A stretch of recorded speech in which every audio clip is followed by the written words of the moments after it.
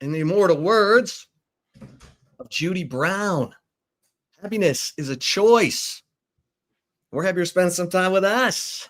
Chip and Zay, your homies, your fellas, your midday brothers. You know what I'm saying? Hanging out with you on an Overreaction Monday right here on Texas Sports Unfiltered. If you are new to the show, welcome.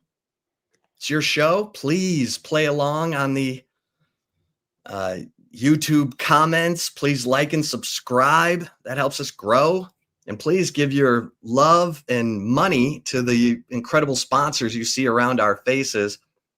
Audiovisual Consultations, Sleep Cycle Center, Covert Bee Cave, Altstadt Brewery, Leaf Landscape and Supply, Cover 3, OLIPOP, McCall Custom Homes, Woods Comfort Systems, 34 Wine and Spirits, and of course, Send Tex Tickets.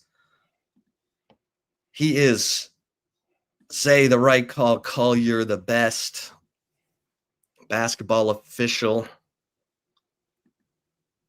never to pursue his dreams.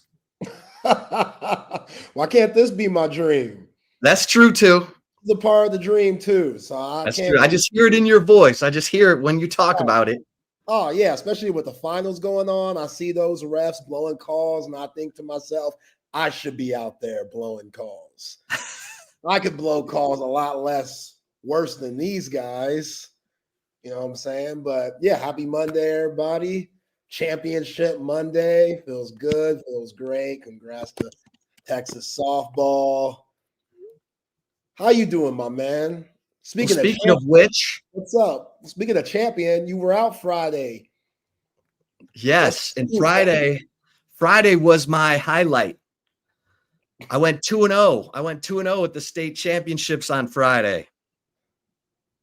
That's big time. Brought home the dubs out in the 100-degree heat with 90% humidity down there in the Woodlands. But yeah, we finished tied for second. Nice. It's not bad for a bunch of old dudes from, a non-recruited team. We all play out of Great Hills. The team from San Antonio, or actually the team from North Houston that won it, was like guys from all over Houston with a captain who recruits, which is the way it goes. Those are the teams that usually win it. But it was a lot of fun. We had a good time. We were in it till the end, but we lost to San Antonio. They ended up playing in the final, and it was good. It was good. I'm hurting, I got a big blister on my right foot, making it hard to walk. But enough about me. We will be joined by Mike White. Come on, man. Head coach of the freshly crowned national champion Texas softball team at 2:15. 2:15, Mike White will join us. So what a weekend. What a moment for Texas softball, Zay. It was impressive. They got better. All the pitchers pitched on in game 2, the game that Texas Tech won. And Mike White said that allowed Tegan Kavan to be fresh when Nigeri Kennedy was going to be gassed. And that's exactly what happened. So 5 runs in the first inning. It was like, well, we'll ask Mike White, but 5 runs, that seemed like an avalanche that was going to be too much for Texas Tech to get out from under. Yeah, and still impressive, even though she was a little worn down, Nigeri Kennedy, who add another $1 million to that bank account, which is a very interesting, Chip, that came out day 3, game 3, that she's getting another $1 million. Because you heard me all last week beginning of the week, I was talking about if I was her agent, I hit up Cody Campbell, big time booster for Texas Tech, all the other boosters that are a part of all those other collectives they got going on in Lubbock, and I'm gonna ask for another $1 million just because Najee Kennedy, she put those Red Raiders on her back and almost led to a national championship. So even though she was worn down, hell of a performance by her, but it seemed like Texas, seeing her so many times, you get the feel on their approach, whoever's in that circle, no matter how good they are.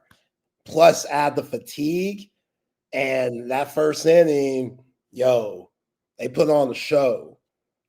Reese Atwood getting on base, Mia Scott, Caden Henry, Katie Stewart, and then Leanne Good top it off with that 3-run homer where you could tell just in Leanne Good's face, that might be one of my favorite moments of the tournament, when she was rounding first and she had her hands in the air and she just had the biggest smile on her face, like, we broke her. Like, we got 5 runs on this girl in the first inning. And if you're Tech, that's your $1 million girl getting touched up. That's a tough feeling. And Tech, shout out to Gary Glasto, but even though he has those girls ready every game, it's hard to overcome that. Very hard to overcome that. So, man, Mia Scott's grand slam to put 10-0 on the board is just. I mean, if you're Mia Scott, one of the best to ever come through Texas, Gold Glove, third base, 400 hitter her whole career, to hit a grand slam in the deciding game of the Women's College World Series Championship Series, that it doesn't get any better than that.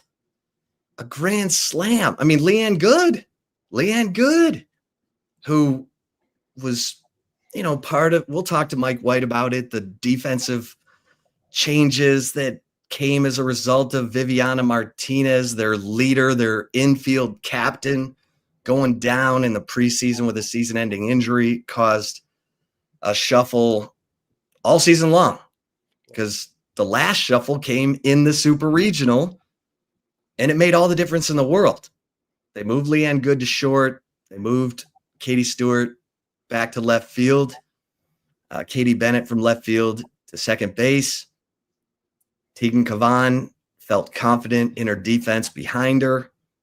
And Texas, they're the national champs. And it was cool to see all the reaction. Kat Osterman in tears. Kat Osterman single-handedly took Texas to the Women's College World Series in the early 2000s, won a gold medal for the Olympic team in 2004. Couldn't get enough run support to make a dent at the Women's College World Series, but she is a matriarch of the sport, and she was in tears.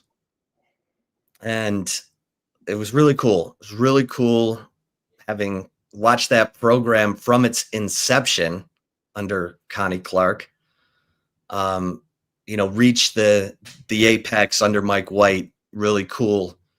And he's and there were so many great storylines, obviously, in that Women's College World Series with Jerry Glasgow, the head coach at Tech, whose daughter, Jerry Ann, played for Mike White at Oregon, went to the Women's College World Series with Oregon in 2015, and was killed in a car pileup in Louisiana in 2019 when she was 24 years old. And Jerry Glasgow saying, Jerry Ann's going to be happy whoever wins, because she loved Mike White. And I thought it was really cool that Jerry Glasgow shared that part of the story.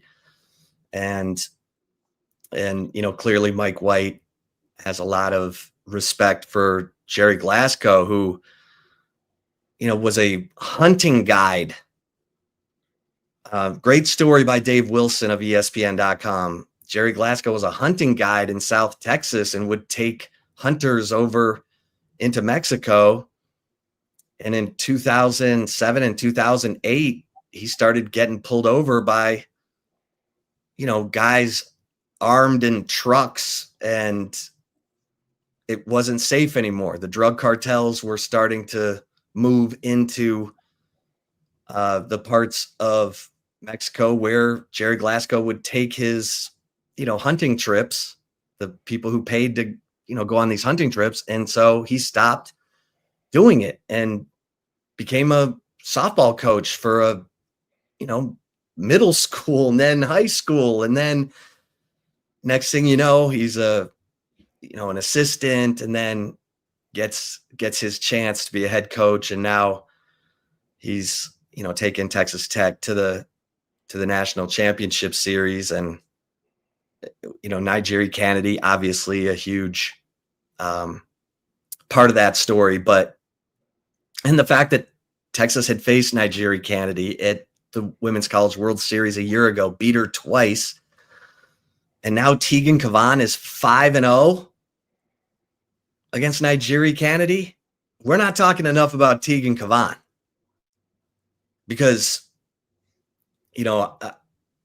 I was talking to Mike after that national championship, and he said Tegan knew as a sophomore that she was the person who had to lead us to the promised land, and she embraced it.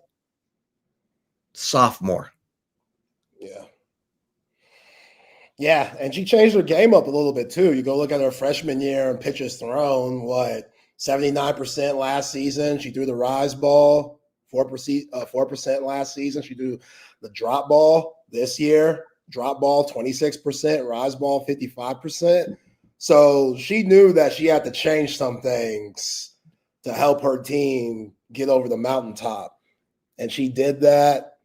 Fact that everybody gathered around her and her grandmother, and she was still A1. There's a reason why she was the MVP of the Women's College World Series. And she's as humble as it gets. It's all about team for her. You don't really hear her saying I very often, even though, like you said, Chip, 5-0 against Nigeri Kennedy, that's a big deal. She's Nigeri Kennedy's kryptonite. And, yeah, she was terrific. Did she have any earned runs the whole World Series? No. 31.2 innings. It's a record.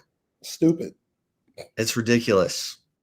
Ridiculous. There were some, defensive breakdowns in games 2 and 3 of the Women's College World Series. Texas had 3 errors in their 10-4 championship game victory, and had 4 errors in game 2, but the offense came through so well that they were able to, storm to victory despite the defensive miscues, and they'll get Viviana Martinez back next year. She probably could have come back at the end of the season, but Mike wanted to, save her last year of eligibility.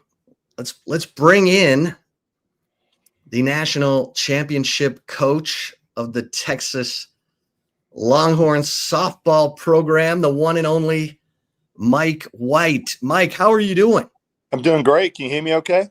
Oh yeah. Hear you loud and clear. We were just commending you and your team for the incredible season, the incredible run in the Women's College World Series, and the fact that Tegan Cavan is 5-0 against Nigeri Kennedy. And I guess someone joked with you about, an NIL deal for Tegan Cavan, because everybody's talking about Nigeri Kennedy's NIL deal. But just tell us what kind of person Tegan Cavan is, because, you said that she realized she was going to have to be the person to lead the team. Yeah. She's very grounded. She's very down to earth.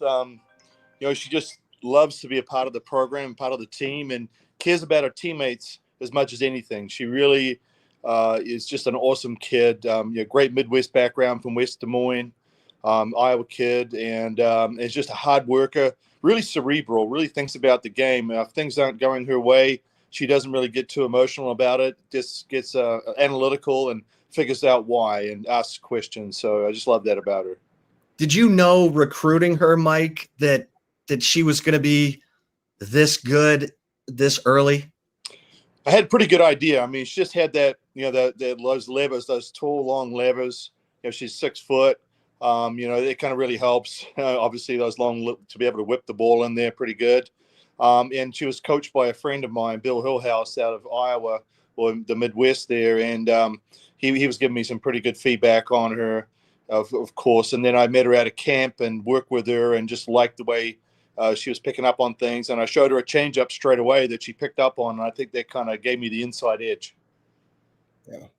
Well, Coach, first off, congratulations. Second off, I'd like to apologize because I was one of the ones that was confused why Tegan Gavon wasn't out there in game 2. You're obviously playing chess while the rest of us are playing checkers. Talk about that game plan to rest her in game 2, have her ready by game 3, and then coming out with the national championship. Yeah, obviously there's 2 ways to go about it. One was just hey, let's go for it all in one shot. And the risk there you go is if you happen to lose that game 2, then you've kind of you're spending more energy on Tegan. And it's like, you know what, Nigeria Kennedy, we'll take our chances that she won't be able to go 3 days in a row against our offense, that will finally break through and score more runs. And that's actually what happened. And as it was, we barely lost game 2. In fact, the way the cards fell, we probably should have lost game 1 and probably should have won game 2 if we hadn't given it away. So, but softball gods were kind to us, and we were able to come back and score a bunch of runs that 3rd game. Yeah, I mean, what a dream scenario in game 3 for Leanne Good and Mia Scott. Yeah. Leanne Good, the 3-run home run to give you 5 runs in the first inning, which anyone who'd been watching, the Women's College World Series knew was just an avalanche of runs. And then Mia Scott to hit a grand slam homer as a senior. And, talk about Mia Scott first, because she's been with you every step of the way in building this, Mike, and what she's meant to your program. Yeah, well, she's just been a natural athlete, just gifted. And, we talked about her having a torn ACL, and we're not quite sure exactly when that happened, but she's always played through it. And I don't know if anyone was following, they'd see that her steal numbers have gone down over the last couple of years. And that's the main reason we were trying to be guarded about it. Well, she could have stolen probably, 25, 30 bases being, 100% healthy. But, I mean, the ability to do what she did on one leg was just unbelievable. And says a lot about it, just a natural athlete. And we just joked that we think she could hit a home run anytime she wanted. She had that kind of ability, but she just was content to pepper that left field gap and just take a lot of doubles in her career. But we really think she could have hit more home runs if she wanted. That's just how good she was.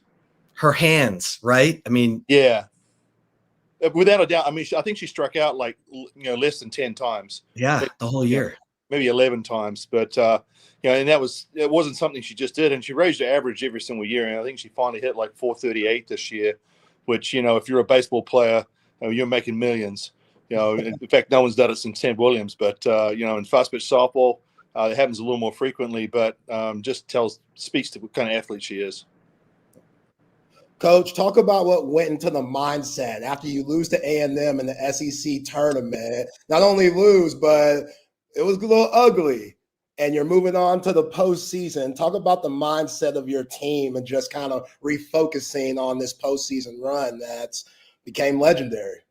Yeah, I mean, those are times where you want to find a hole and bury yourself, right? So, but, you've got to kind of take it as it is. It was a lesson to us. And, we didn't use Tegan Gavon in that one at all, so, but, it's we were able to say, hey, that's a new season. What did we learn from that? We've always stressed all year that there's no losing if you're learning.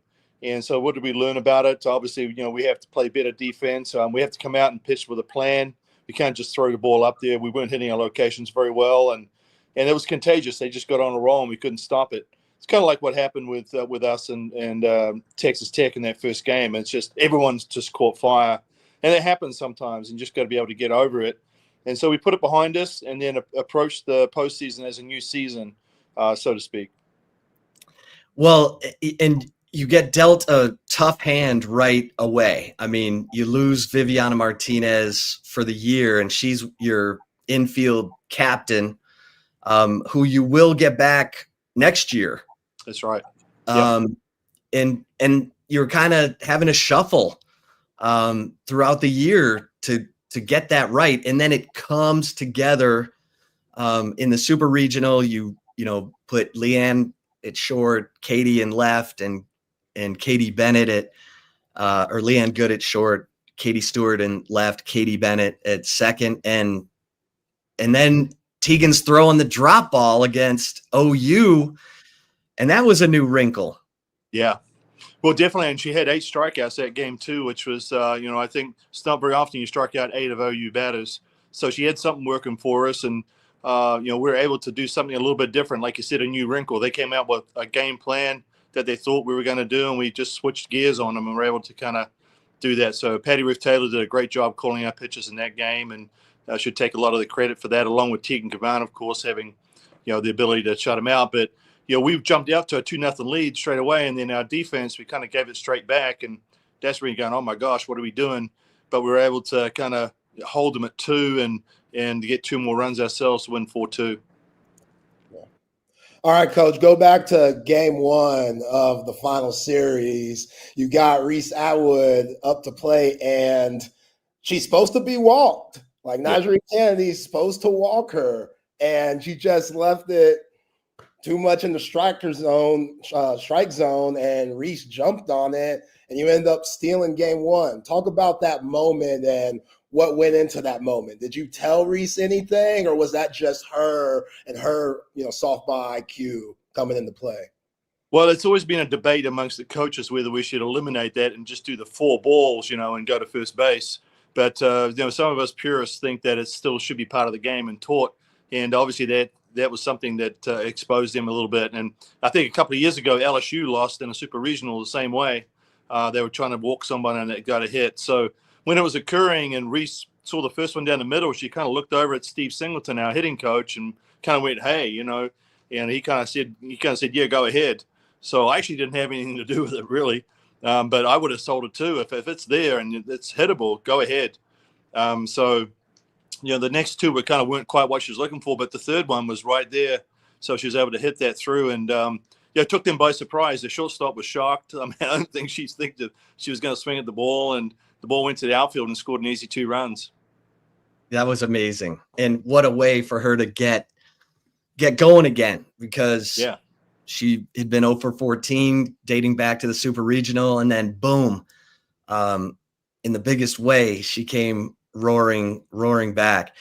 Mike, just talk about I want to ask you about the talent you have coming in, but just talk about what this group means to you and what this journey has meant. You've been to the College World Series 8 times, and now you have the ring.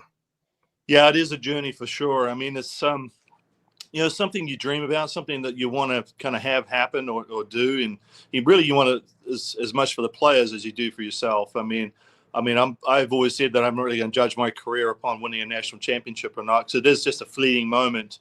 And if you don't win one, it doesn't mean you're not necessarily a good coach. And it's about, we talk about promising players that come into our program, they'll become better ball players. And also better people as well. And obviously you graduate the degree. Every single person that's come through my program over the years, even through Oregon, have graduated with a degree. And, I remember a quote that someone once said to me, schools, softball's for 4 years and school's for 40 years. And I've kind of lived by that. And so that's been the most important thing to me. But it was kind of surreal, actually, just being able to kind of get up on that stage and hold the trophy and enjoy watching everybody else just achieve their dreams. And we had some seniors that had now been to 3 finals in their 4 years. And so, we always talk about leaving the jersey in a better place, and they can certainly say they've left the jersey in a better place and got this program on a roll. Well, go ahead, Zay. Coach, I I thought Katie Stewart was really underrated throughout the whole postseason, especially when you moved her back to left field. She made some huge plays there. She's running in the wall. She's making diving catches. And then her bat finally woke up and she became productive there. Just talk about her, mindset going into each and every game and just being a big-time player for you over the last few years. Yeah, she's one of those players on her team that's really tough on themselves when they don't succeed. And, this game's really about managing failure. If you're batting 400, you're still failing 6 times out of 10. And some of the girls, they just want to be perfect, and they have a tough time with that, and they would beat themselves up. And, her and Leanne Good and Jolie Mitchell sometimes can be culprits in that. And, we talked to Stewie about, how she was being attacked. She's getting attacked with a lot of rise balls, and we talked to her about planning a swing out a little bit and not swinging so much uphill. And she was able to do that, and she made big adjustments for us. And it was just coincided with a time when Jolie was kind of, she started off the World Series really hot, had 3 home runs, and then went a little cold. And so we're able to slot Stewie right in after Reese, and she picked up right where Jolie left off. So that's what happened. And then another pretty cool thing that happened in the lineup was I decided to move Leanne Good up into the 7 hole instead of leaving her at 8, and she hit that grand slam. So, I mean, these kids can they make you look good or make you look bad. So, we kind of were able to roll some different things and have people hot at different times. And I really believe Leanne Good was the unsung hero of the postseason. I mean, for someone that struggled so much and so long for the season, she really came through at the end. Yeah, I mean, that exuberance that she had, Mike, and you could feel it. Let's talk about who you have coming back. And, you obviously lose some incredible seniors like Mia Scott and Mac Morgan and Jolie Mitchell. And, but you've got a talented recruiting class coming in. And of course, I'm going to ask you about Hannah Wells because you're the pitching guru. Hannah Wells, one of the top recruits in the nation. Just talk about your recruiting class a little bit and who you think might be able to come in and help fill some of these voids. Yeah, I love two-way players as a pitcher. I love, POs. I mean, as a hitter, as a pitcher, I love to hit myself, like the challenge of it, just felt like more part of the game. And Hannah Wells is one of those players that's going to be able to hit for us, play first base, maybe depending how they come in and everything and how well they develop, but also pitch. And she's hitting close to 70 mile an hour now. So that's going to be great to have her come in and throw a really heavy drop ball, kind of replacing Mac Morgan's drop ball, but also has a good off speed as well. So we're hoping she's going to come in and really take some innings her freshman year. JC Nichols is another one, left-hand hitter, really good. Probably be working over at that third base spot along with Matea. And Sneed's coming in, Alyssa Sneed, center fielder from Houston down that area. She's a really good ball player. I mean, there's a lot of talent coming in that we think is going to be one of our best recruiting classes. There's 7 of them coming in. So it's going to be a deep class. And you expect everyone back from, who's got eligibility remaining. I'm not sure what you're all probably still celebrating, for crying out loud, but who wants to leave this party, right? Well, we hope so. That portal's still open though, we got to make sure we close the door on that. And that's next week. I think it's the 17th, the date that closes. And that's always a date that's, on the back of your mind. And we're having player exit meetings actually starting today.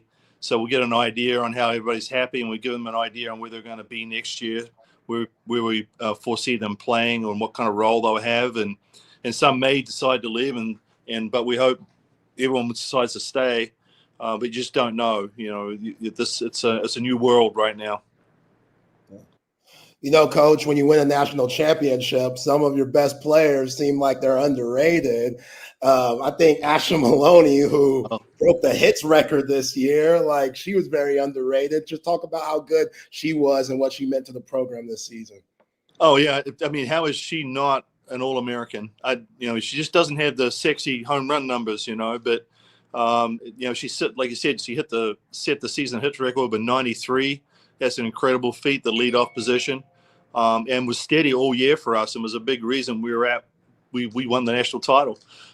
She was so consistent for us. And then also her outfield arm, she's got the best arm on the team without a doubt, and is formidable out there in that right field position for us. So, yeah, I mean, Ashton, and she's such a hard worker, great kid, such a competitor. I mean, I thought I hated to lose. That kid really hates to lose. So, I mean, it's an emotional challenge for her sometimes, Well, how'd you celebrate? Being from New Zealand, I'm not sure how. I know they play a lot of rugby down there, a lot of, they love to have a good time. How did you celebrate this one, Mike? Well, there may have been a couple of beers in there and a couple of bottles of champagne, and but I actually yesterday was still celebrating. So you got to take it while you can. I mean, it's a long journey. It's a hard journey. It doesn't happen very often, obviously, and so it's something that I can continue to do. And like I said, I'm still trying to figure it all out and enjoy it. Take time for it, especially when there are recruiting's coming up. I leave for Kansas City tomorrow. To start recruiting again, and then of course the portal's open, and we're contacting some players about possible visiting us. Well, it is. It's been an amazing journey, and I know Kat Osterman, who's I covered her when she was here as a player, and my God, I think she told me she had 7 different pitches. I mean. As a move pitcher, tell people what a move pitcher is compared to a power pitcher. Yeah, well, your power pitchers, they're just going to be a thrower, basically. They're going to be able to try and blow it by you. But, even the power pitchers now, like Nigeri Kennedy and Pickens, Colin Pickens, who just hit apparently 79 mile an hour on the radar this year, they've developed changeups and off speeds. So really, you can get away with having a fastball, so to speak, just be that power type pitcher and blow it by people, but you need some sort of movement and an off speed. Whereas Kat was able to kind of use several different speeds, and kind of befuddle people that way, like making the ball break. Most of the softball stuff is vertical. So you got up and down, so rise and drop, and then you have curves and screws. They break the 2 lateral ways. So you got the lateral movement, the vertical movement. They're called a little bit different things in baseball, but one of the things I've noticed is that with baseball, you very rarely see 1 or 2 speeds. You see several speeds. You see, between your curve and your slider and your sinker and, fastball and cutter. I mean, there's all sorts of different speeds, and you're starting to see more of that in softball, paying more attention to effective velocity and how it affects the hitter, not just with straight velocity. Yeah. Coach, talk about just the process with Nigeri Kennedy. Talk about just how to approach how she attacks y'all and just how to stay patient. And like we saw on Friday, y'all just waited for y'all's pitch. Y'all really attacked her, putting up those 5 runs in the first inning. Talk about that process for us a little bit. Yeah, well, obviously, it's great to have pitch plots now. So you're able to go back and, use software to be able to figure out where they're throwing and how they're attacking and what they're going to in certain situations and their tendencies. And you can do it per individual hitter. So we can have a game plan for each one of our individual hitters. But you find out what their strengths are. And her strength is definitely upper right quadrant. She loves to pepper that with the inside the righties and outside the lefties. So that's the first thing, is trying to understand that and what you want to swing at and what you don't want to swing at. Expanding the zone against anybody with velocity can be trouble. So the first thing to do was kind of narrow the strike zone down, get good pitches to hit, and then try to be on plane with it. Obviously, she's got really good vertical movement.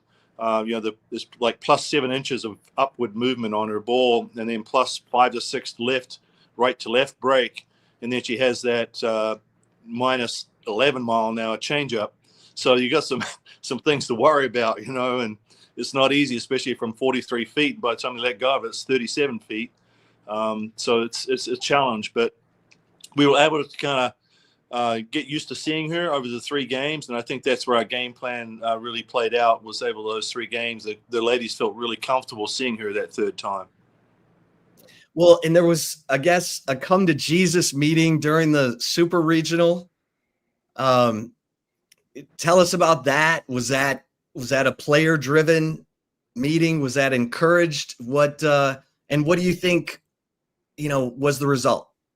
Well, I think that, we want to have the team be a player led team. I mean, obviously we give instruction and help them out and everything else, but it can't be just us trying to want it. They've got to want it themselves, and they've got to pull together and support each other and understand. We've always talked about it's like a band of arrows. One arrow can break pretty easily, but you put a bunch of them together and it's hard to break them. So together they're stronger, and that's what we had to do. We had to fall back upon all the tough times they had all year, what they've learned, and then just make adjustments and change what we're doing. If you want different results, you got to change what we're doing. You had to understand that we were putting people in difficult situations as far as positional changes, putting Stewie back out in left field and moving Leanne around and moving Jolie and just there was a lot of moving pieces. And then, the ability to know that one of our pitchers would have to come in and help out Tegan. That's what we were able to do. We were very cognizant of how much Tegan was pitching throughout the year. And so we didn't want to overwork her until like at the end there and give her a little more effort. But still, it took Mac Morgan and Cam Salmon to be able to come through and pitch some big innings for us and give Tegan that rest. Even in that second game of the College World Series final, we were able to rest Tegan for most of that game. Speaking of leadership, Coach, Kaden Henry, she definitely represents that. I remember last year saying, we'll be back. And here y'all are, national champs. Amazing. But talk about just her enthusiasm. She's always screaming. She's always yelling, getting her teammates involved and hyped up. She just seems like a joy to be around. Talk about her a little bit. Yeah, I mean, she's a very well-spoken young lady. I mean, she's great with the media, really talks well, listens more than I think she does. So that's good, right? Because they come out some quotes that you say, I said that, But she's very light-hearted. She doesn't get too down on herself. But what an amazing talent. Just so much speed. She already told me she wants to break the single-season stolen base record next year. So she's wanting to do that. So I love people that have goals and put them in sight of what they want to do because that helps the team as well. But she's very positive-minded, without a doubt. Like I'm reading a Hatton PMA, which is positive mental attitude, and she really kind of embodies that. As a player and as a person, and just a great spirit, great family, great background. I just love her to death and glad we're going to have her for a couple more years. Yeah. I mean, track speed. Yeah. Without a doubt. An 11-second and change 100. I mean, that's impressive, impressive stuff. Coach, I got to ask you about Jerry Glasgow and the fact that you played against him. And he's got a crazy story. He was leading hunting, he's a hunting guide and then found his way into softball, but you coached his daughter, Jerry Ann, at Oregon. You went to the Women's College World Series in 2015 with Jerry Ann. She passed away in a traffic accident in 2019. And there he is on the other side of this thing. How was that? And have you all, been close since Jerry Ann played for you? Yeah, very much so. He's very much like myself as far as having daughters that played the game. And, I took time away from being an assistant coach in 2003 at Oregon to coach my daughter's teams, my 12U team, 14U, 10U team, a high school team. And so some time away from do that. And he's kind of done the same thing. So he's had daughters in the game. But, that's kind of how I got to know Jerry was through Jerry Ann. And they were looking for a new school to go to. And he liked what we were doing. And he trusted in us to help her with pitching and hitting because she was a two-way player as well. But what a just tremendous person. Was always had time for young kids and was invested in growing the game of softball. And it was just a tragedy that she was stopped in a work zone and a semi just plowed into them. It was just couldn't really get over that. And life could get snuffed out so quickly, especially such a great person. But we've stayed in touch over the years. Obviously, competing against. He offered me to take me on a trip down to Mexico and go hunting. And but my wife put the caboose on that one. So said, you're not going out of this country down that part of Mexico. I do like to hunt and stuff. And I've been a little quail hunting out here in Texas and used to hunt a lot in Oregon and Iowa. So I'm hoping to get back with him sometime and maybe go on a trip. I haven't yet reached out to him after the final, but He had a lot of really good things to say. And Jerry's a thinker. He's going to think outside the box. I mean, who's ever thought in softball you'd be able to steal home? I mean, crazy as a fox, for sure. So he's bringing new thinking to the game, and he teaches it. He's kind of like outspoken a little bit, but he really knows how to play the game. He knows how to think it. Well, and what was it like? You suffered some tough losses against OU in Oklahoma City, in Devon Park. What was it like to beat OU en route to this national championship and to take over Oklahoma City? Yeah, it was really cool. I mean, obviously that's the one we've had trouble with, beating Oklahoma in Oklahoma, because even when you play in OKC, it's only 30 minutes, 20 miles from Norman. So they pack the place out, and it's mostly, Crimson for sure. And so, they're still loud, but we were able to take them out of the game for the most part. They got pretty loud when they scored a couple of runs to tie it up, but for the most part, Tegan kind of kept them quiet, and we were able to do some damage. So that was a bonus for us to kind of win one there in that situation. But it was tough. I mean, having been swept by them 3 times, but we felt really confident we were going to win that game. Because obviously we're a good team and they're a good team, and the odds were in our favor. 3 out of 4. So we're going to win one of those. What's Tegan Cavan capable of, Mike? I mean, she's this, like you said, down to earth. She doesn't draw attention to herself. She just gets it done. But she's got 2 more years left. Yeah, I think that just tightening things up. And just maybe a little more movement on her pitches, a little more separation. So she's vertical. She goes up and down. So rise ball, drop ball. If we can get a little bit of split, a little bit of location. Sometimes she tends to get a little off balance and the ball drifts across the zone. We need to make sure everything's breaking out of the zone, not into the zone. So, and then just better control in big situations of a changeup.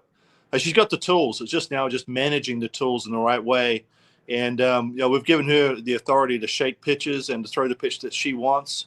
And I think just continue to do what she's doing. She's well on her way. Hopefully she can, get a nod to have a tryout for the USA national team. That would be awesome. Yeah. And you go ahead, Zach. No, that would be awesome. Coach, your thoughts on the new Pro League that just started up? Well, obviously I didn't get a chance to see it too much, but I heard some people say it was going pretty well. It's being managed a lot better. Obviously, the input from Major League Baseball is going to really help make it a little more professional. Less of staying in low rent hotels, so to speak. And more flights and less buses, and it's basically a barnstorming thing, from what I understand. They're going to play in different areas in different states, and I've heard they've had pretty good success with it so far, so hopefully it'll continue. It's going to be great to have options for these young ladies to go play elsewhere and take their talents to another level. Okay, Mike, I know we got to let you go, but what was your go-to pitch? What was your out pitch? Well, I was fortunate to have the 3 pitches, but the changeup was my best pitch, without a doubt. I think that was the one I could really put in the back of people's minds. But I developed a cutter, which is a cut drop ball. So it's a drop ball that breaks left and go into lefties. I developed that maybe 3/4 of the way through my career, and extended my career by quite a bit. Being able to just throw that inside to lefties, that was always a place to get them out. I love it. I love it. Last one for me, Coach. How important is it for you? Because I've gotten texts for so many people that I didn't even know watch softball, but they're from the state of Texas. They're proud to see the Longhorns have success, and you and your girls are a big reason why. Just talk about the importance of letting people know, man, softball, it's exciting, it's fun, and it's damn competitive. Oh, without a doubt. I think it's, a female sport that has all the elements that you want to see. It has speed, it has power, it has pitching, it has defense, has strategy. It's no longer is it a 1-0 game. That's almost pitcher dominated. It can be pitcher dominated, but even the best pitchers are giving up 2, 3, 4 runs, and you never know when the thing's over. I mean, there was a ton of home runs hit in College World Series, so it's very exciting. And just by the turnout we had yesterday for our reception here at McCombs Field, it was unbelievable. We had 3,000 people here, which is crazy. They just came out from the next day. So that was really great to see. And we're hoping that we can continue to build this sport in Austin and across the state of Texas. I mean, how about 2 Texas teams being in the College World Series final? That was awesome. So the game's building, it's growing. If the people have never seen it, once we get them out here, they love it. They can't turn it off. They want to just keep doing it. It's great. Yeah, no, it is. It's high paced. It's action, and man, what a journey. Congrats to you, Mike, and that team. So much fun to watch and so exciting. Still, I mean, Reese Atwood's back, Tegan Kavan's back. You got Stewart. Katie Stewart. My gosh. Vivian Martinez would be back. We missed her this year. She's and she was so great, even though she was injured. She was still a leader on the club, just helping out the young people in different positioning and being involved in team talks and a calming present. She's another one that doesn't get a lot of accolades because she was injured, but she was a huge part of our success. Yeah. Well, congratulations, and we look forward to everything else you've got cooking. And I know you're headed off to Kansas City to recruit, so we'll be looking for all the news coming across for Texas softball. Yeah. Well, we look forward to it. Thank you for the coverage this year, and appreciate talking to you guys and discussing some strategies in softball. Yeah. No, it's been great. Congrats. Enjoy, and congratulations. All right, buddy. Thank you. Welcome. All right. There he is, Mike White from New Zealand. He's taken Texas softball to the promised land. Player-led teams, eh? That's right. You got to have that. Players got together for that come to Jesus meeting. And gotta have that. They were close to being eliminated by Clemson, and they said, no, this is not going to happen. They lost game 1. We didn't ask them about what's going on with the game 1s and those super regionals. Couldn't go there. It don't matter no more. But they win game 2 against Clemson 7-5 in 10 innings. And it was touch and go. It was touch and go. And then they had the lead in game 3, 6-3. They gave up a couple runs to make it closer than it looked. But they, after that come to Jesus meeting, they were a juggernaut. They just got better and better and better. The only game they lost in the Women's College World Series was game 2 to Texas Tech. And like you said, he was playing chess when everyone else was playing checkers. He trusted his pitching staff to give Tegan Kavan the rest she needed in game 2. And then they just got after Nigel Kennedy in game 3. Awesome stuff. No, that him and the coaching staff, some of their decisions this year were money. Like you and I, we talk about moving Katie Stewart back to left field and Leanne Good to shortstop and Katie Bennett to second, which was right after that loss to Clemson because Katie Stewart was struggling at that 6th spot. And he made that move, which a lot of coaches wouldn't have made that move. A lot of coaches would have said, hey, we're a really good team. We don't want to confuse anybody or put any extra pressure on anybody to do that down in the super regional. And it changed the season the way it did. Like, I didn't even realize he moved Leanne Good from the 8th spot in the lineup to the 7th spot. And then she goes yard and puts on 3 runs to make it 5-0 against Nigel Kennedy. It's just little things like that just the normal folk don't think is a big deal, but it is. And it makes a lot of sense about Katie Stewart because you said it earlier on when Katie Stewart was struggling, she was having those errors. Coach White just told us she's one of those girls that will get on herself, will really critique herself. That's just because she wants to be perfect. She wants to be the best. She thinks she should be batting 1,000. So moving her back to left field where she's comfortable. So when she steps up to the plate, she's locked in because she knows her defense is money. We saw this team benefit from that. And it was just little moves throughout the postseason that this coaching staff and Mike White were doing, and it led to a national championship. Like, it's one of the better coaching performances that you're going to see. And even him allowing his girls to be player-led and going out and recruiting girls that will hold each other accountable. That's a big deal. That's a big deal. Like, they got a lot of top dogs on that roster. A lot of girls that would be the best player on different programs in the nation. You know, like Ashley Maloney, quietly, she broke the record for most hits in the season. What? Like, we're talking about Reese Atwell. We're talking about Mia Scott. We're talking about Tegan Kavan.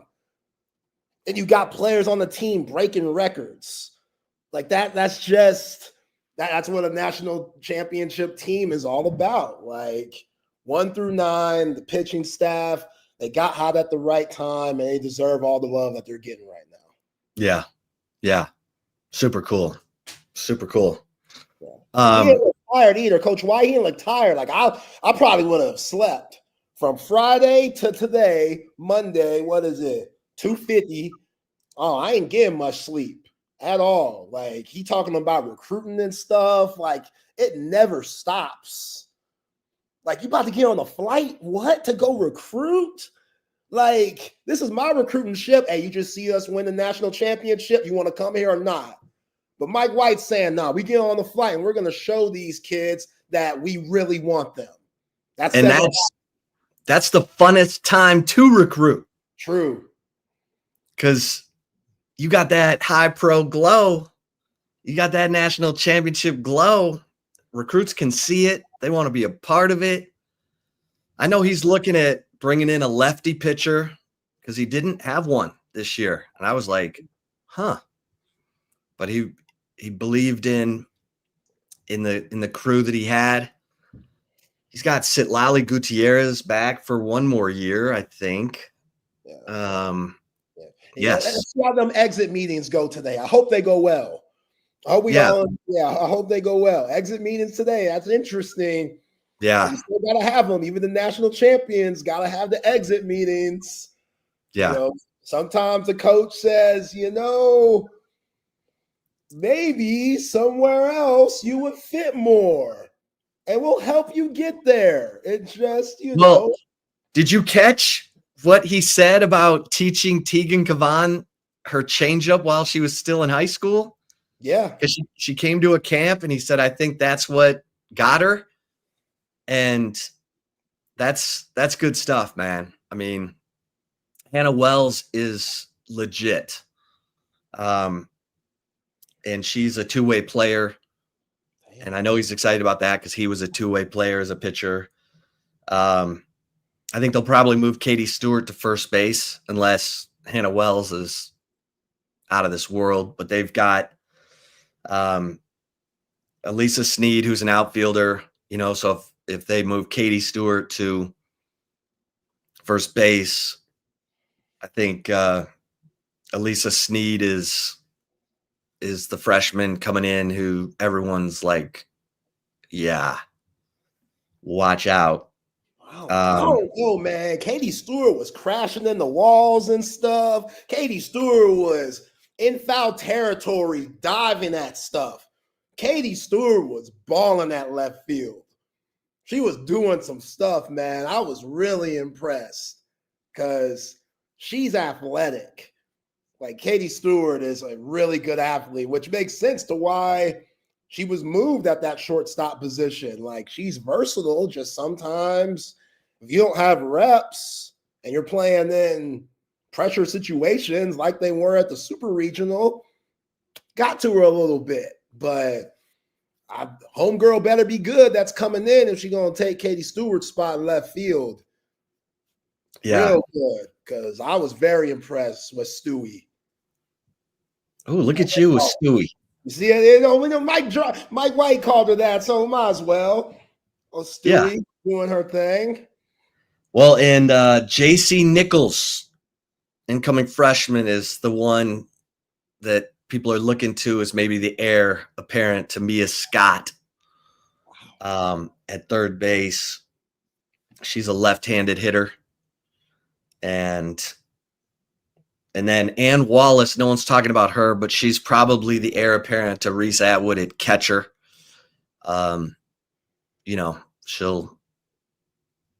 She'll have to wait another year, but Reese Atwood's coming back. So this team is going to have a chance to, as long as Tegan Kavan's on the roster, because she loves to compete. She ain't scared. I've never seen her buckle, really. When the pressure gets highest, she delivers. And that's what you love. In the chip shot, you're going to hear me talk about, we saw that at the French Open yesterday, where the level of play just kept going up. And that's what you love. When Magic and Bird are going at each other, it's the height of their powers, the best of the best. And you're going to have to push yourself beyond where you've been to get the W. And I think that's what we saw from all that, talent on the Texas softball team. Tegan Kavan, Leanne Good, Mia Scott, all of them played a key role. You could, Jolie Mitchell getting the home runs that beat Florida, and Caden Henry's home run against OU. And I mean, so many big moments. And this team was hungry. They were ready. They'd gotten their ass kicked. They got throttled 2 years ago, 16-1 in game one. Man. Last year, the games were a little closer, but this year they were ready. So, yeah, good stuff. Obviously, the House settlement has finally come down, and people are wondering, well, what does this mean? What does this mean?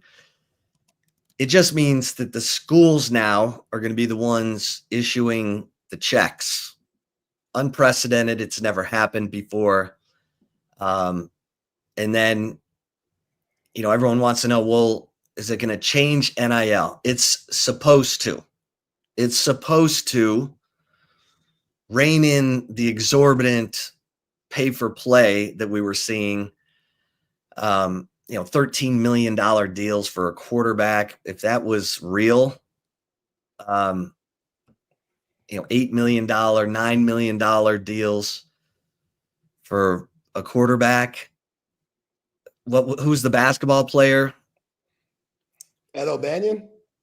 No. Who got the big money to go to Tech? BYU? Oh, AJ DeBanza. Yeah. Yeah, $8 million. I think that deal's going to go away. Deloitte told the ACC that 60% of the NIL deals that had been done in the previous year would not be considered fair market deals. That tells you how, they're hoping that the money comes back in line. Don't forget, this is the same judge, Claudia Wilkin, who said in 2014, just pay the student athletes $5,000 a year. And the schools didn't just grab it and say, yes, let's do that. And that's when the state legislatures all got involved and started passing laws. And then it was out of the school's hands. Now they're trying to put toothpaste back in the tube. And there's going to be lawsuits. There will be lawsuits challenging if someone wants to pay crazy money, they should be allowed to. It's America. But we'll see. Lawsuits will, ultimately define the boundaries of this. But starting July 1st, student athletes will be getting their NIL checks from the school, or if they're in, like Arch Manning, he's probably not going to be getting much from the school. He's getting it from Red Bull. He's getting it from Waymo. He's getting it from all the other deals he's got. So,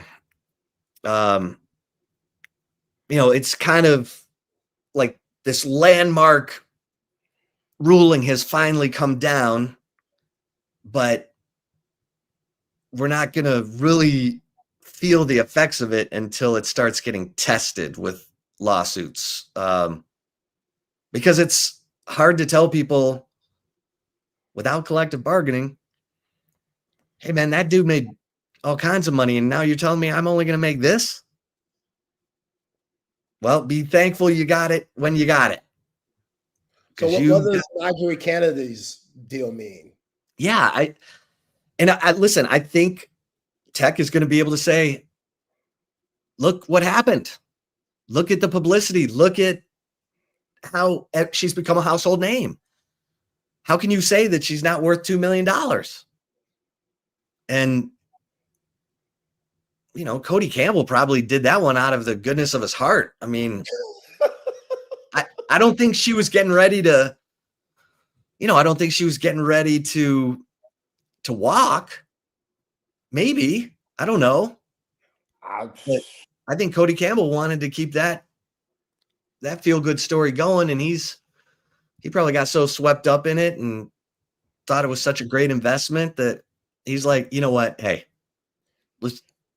you earned a mill on top. Yo, if I'm whoever that was a part of that collective, whether it's Cody Campbell or not, you got to keep that thing quiet until after the World Series is over. That's horrible timing for her. Great for Texas. As a Texas fan, take it. I'll take it. When that came out, I was like, interesting. Talked about it with my man E. Henry, who did a terrific job filling in for you on Friday. Like, wow, okay. Because I knew that was coming. I knew she was going to get a bump, but I didn't know when. That's a distraction. That's a distraction. You might say it's not. Jerry Glasgow probably won't say it is. No one will ever admit that it is. She wouldn't. Family, whatever. Come on. How is that not a distraction? I get she was tired. She was fatigued. But damn, man, what timing. I don't know if a Texas fan leaked it. That'd be beautiful. That'd be real petty. That's right up my alley. We don't know, like, who got that information, but damn, we couldn't wait a day. Like, yeah, sometimes, I mean, it wouldn't shock me if, Cody Campbell told a friend and then that friend was so excited they ended up letting it get into the hands of a reporter. And look, you're euphoric at that point. You've just won game 2, so now you're in a winner take all. You're probably thinking, hey man, we got the momentum. We got the momentum and we're going to have her back next year. Don't you worry. But yeah, you said it. Tegan Cavan. That's Nigeria Kennedy's kryptonite. And obviously they're doing a great job of scouting Nigeria Kennedy. You heard Mike White say that her favorite quadrant is upper right, inside on right-handed hitters, outside on left-handed hitters, and then that's where you got to be looking. So they did a great job of scouting her. And yeah, hey, all Big 12 coaches, if y'all want to know the Nigeria Kennedy game plan, Mike White just gave it to you on Chip and Zay. Here June 9th, 2025, 1 year. You know what I'm saying? Sell that thing like hotcakes. Check us out. Like, subscribe. That's right. That's right. Yeah, man. And then, NBA Finals. Jay Gilgeous-Alexander said, you know what? It's time for me to do my thing. And now people are beating up on Tyrese Halliburton because he only had 3 points in the first half. Yeah. Finished with 17. Yeah. Look tired. Look not very aggressive. It's interesting because after the post-game presser, he walked off limping a little bit.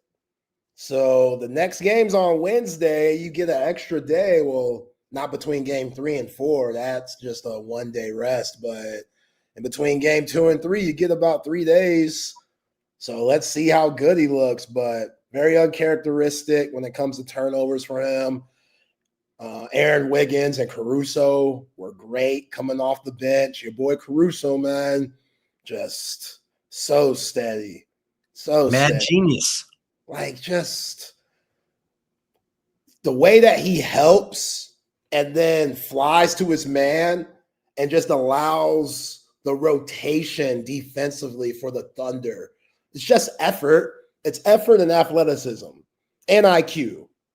And they're as good as anybody you're going to see. Like, their defense, it's money. And last game, they let Toppin hit too many threes. They let Neesmith hit too many threes. This game, Toppin didn't get those open looks like he did before. Neesmith didn't get those open looks like he did before. So they didn't allow the Pacers to do what they've done best in the postseason, which is make comebacks and not go down without a fight.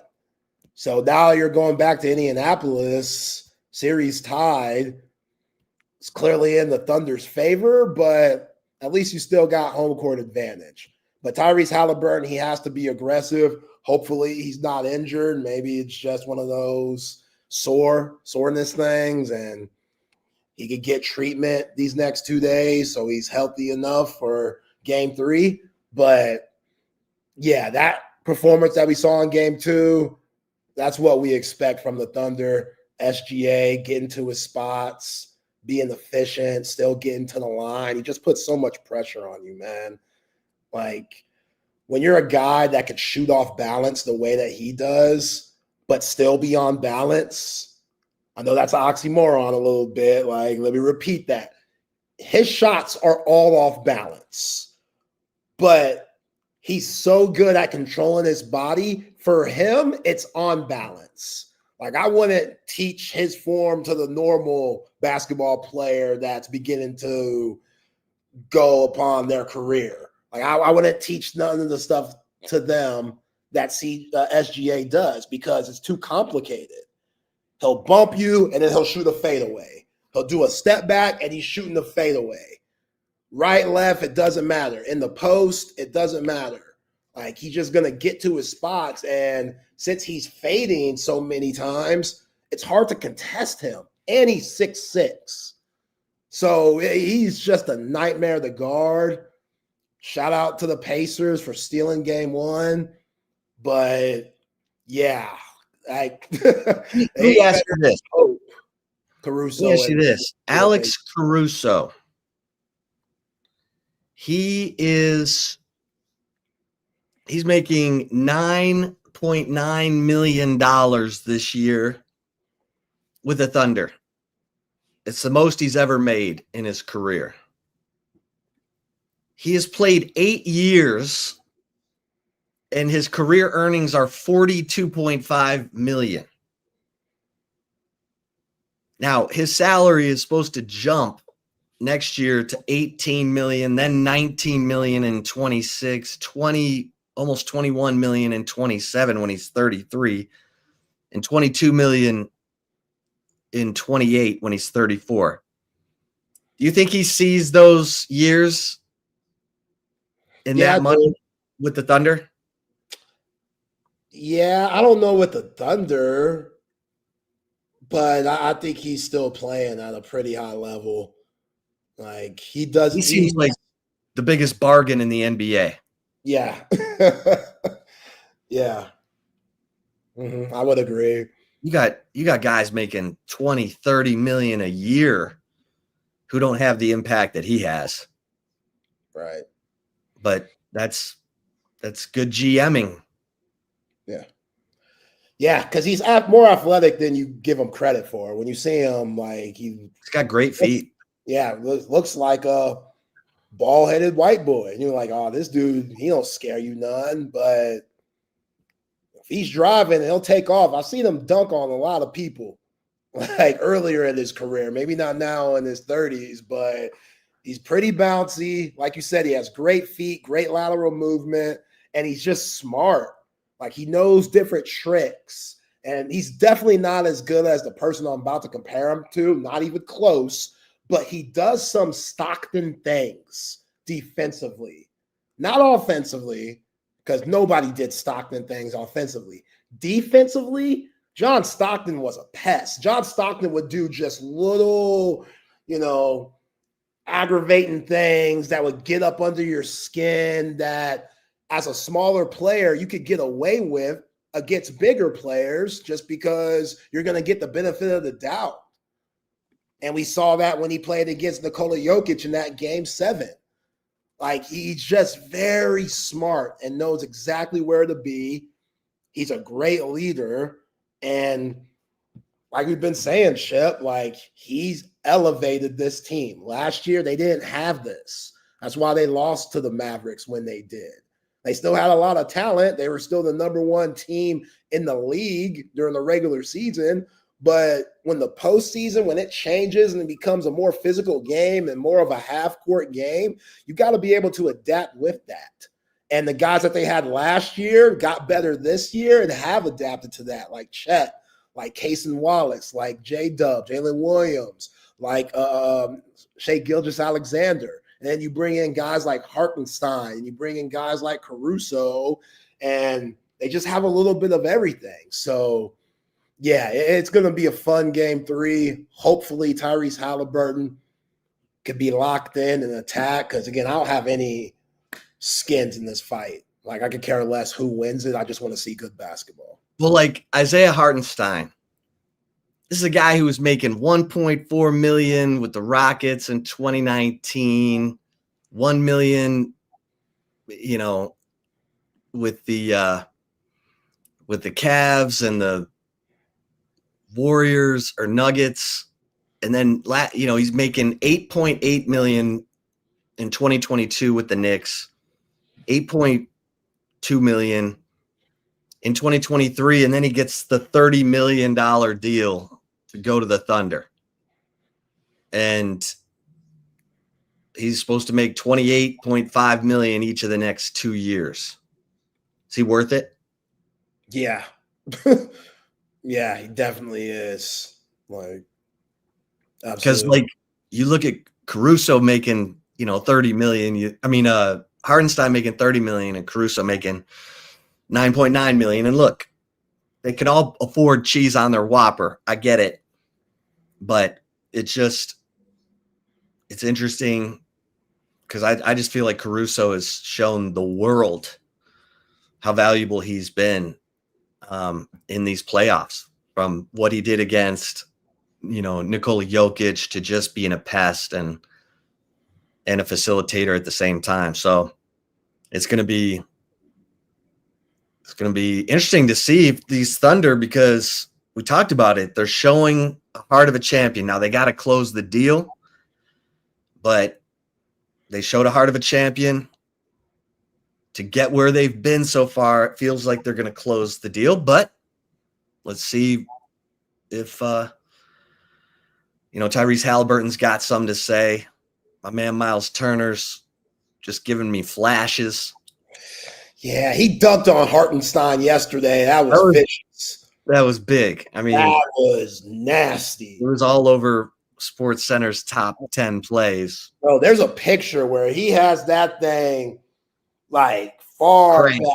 You're like, whoa, Miles Turner. Okay. Now they were down by 20 and they didn't put much of a dent in the game, but if I'm him, I'm putting that poster, big ass poster of that in my right over my fireplace. Right? Like, that's one of those, you'll never forget that dunk. But Mark Dagnall, Oklahoma City coach, a lot of people drug him through the mud for starting Cason Wallace in games 1 and 2 over Isaiah Hartenstein. And, I heard Isaiah Zeke Thomas say something about it. I heard Draymond say something about it. If you watch, it's a pretty good move because Pascal Siakam, he is starting to post guys up now. Like he's starting because he knows that he has a smaller guy on him. So they're putting Pascal Siakam in the post, which that's what you should do. Like Pascal Siakam, he has bigger size. What that does though, Chip, it takes Indiana out their game. Tyrese Halliburton, when the ball's in his hands, that's when Indiana's at their best. When he's out here running the show, going off pick and roll, getting everybody involved, that's when he's at his best. If they're going to Pascal in the post because Pascal has a mismatch and Tyrese Halliburton just standing on the perimeter, you're taking Tyrese Halliburton out the game. And you're saying, Pascal Siakam, you go beat us. Now, we've seen Siakam do that a couple of times in these playoffs. I think he had 39 in one of those games against New York in the Eastern Conference Finals. But Oklahoma City ain't New York. So they're banking on their help rotation and guys double teaming at the right times. And, you know, you can't go at SGA like you did Jalen Brunson. SGA is a way better defender than Jalen Brunson. So you can't just attack him the same way. He's bigger, he's longer, it's different. So that move defensively, I think it's a solid move. They lost game one because they didn't make enough plays in the fourth quarter. Indiana did. And Tyrese Halliburton didn't necessarily have a good game in that one. He just hit the game winner. So we think he had a good game. He was all right. Besides the game winner, he was all right. But the game winner, now we're out there, you know, calling him Hallie Man and stuff. This game, he really struggled because it's hard for him to get in the groove if they're going to try to go the Pascal Siakam in the first half. And in the fourth quarter, he realized, you know what, I can't worry about that. I still got to play my game. We can't be just going after Pascal in the post just because we think we have the height mismatch there. That's not how we play. I think if Rick Carlisle realizes that and says, don't get caught up and try to attack mismatches as much, let the game come to you and still run your offense, they're going to be better off. I think that was a good move by Mark Daigneault to put Cason Wallace in the starting lineup, even though Hartenstein's been very good the whole playoffs.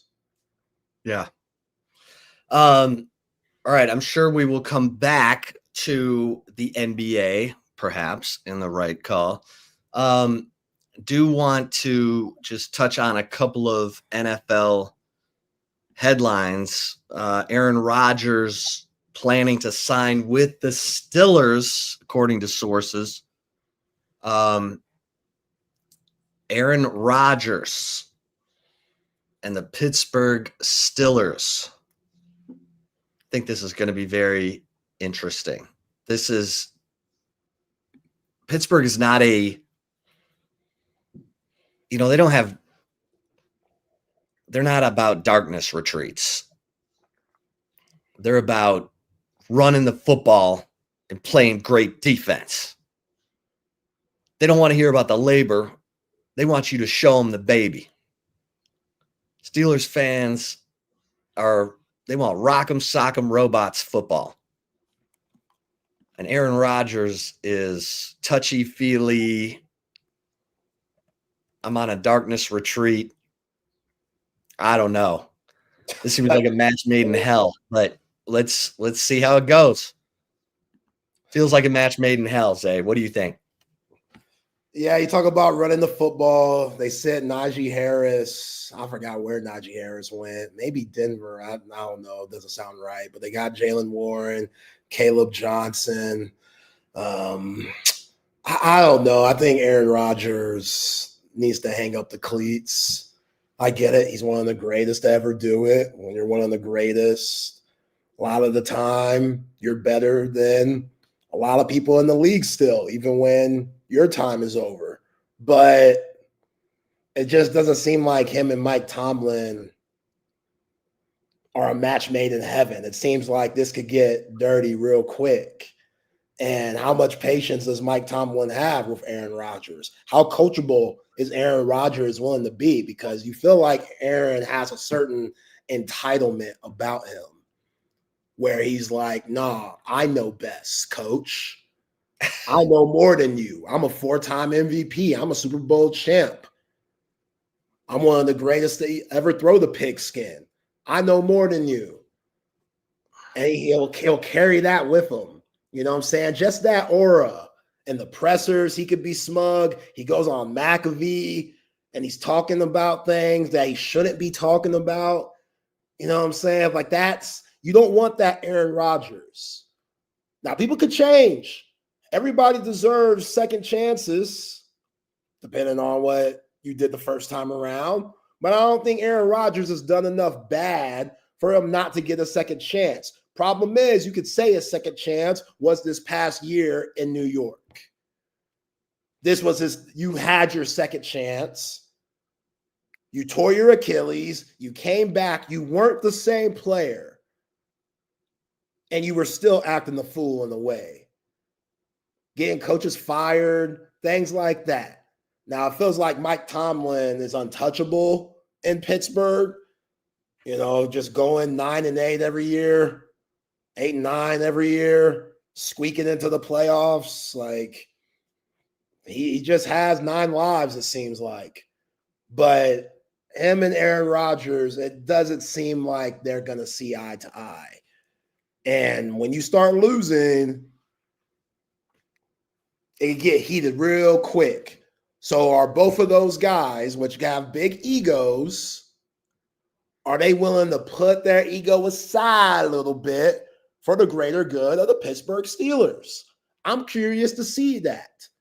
Because we all thought this move was going to happen. Ain't no way they believe in Will Howard. I ain't trying to hear that.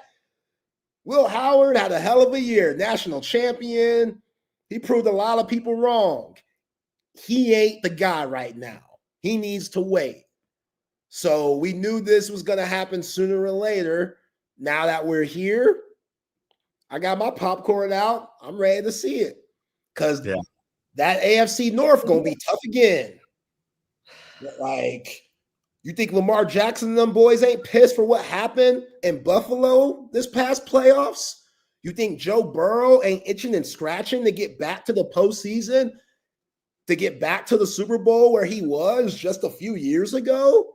Joe Burrow was really good last year. I had him on my fantasy team. The dude, he was my Najee Kennedy. The dude basically took my rump roast fantasy team to the championship. I'm very grateful for Joe Burrow. Will always have a special place in my heart. That dude is cold. If he could stay out the tub, he's a problem. Now, the whole Browns thing, you ain't got to worry about the Browns. Like, they just paid Myles Garrett all that money for no reason.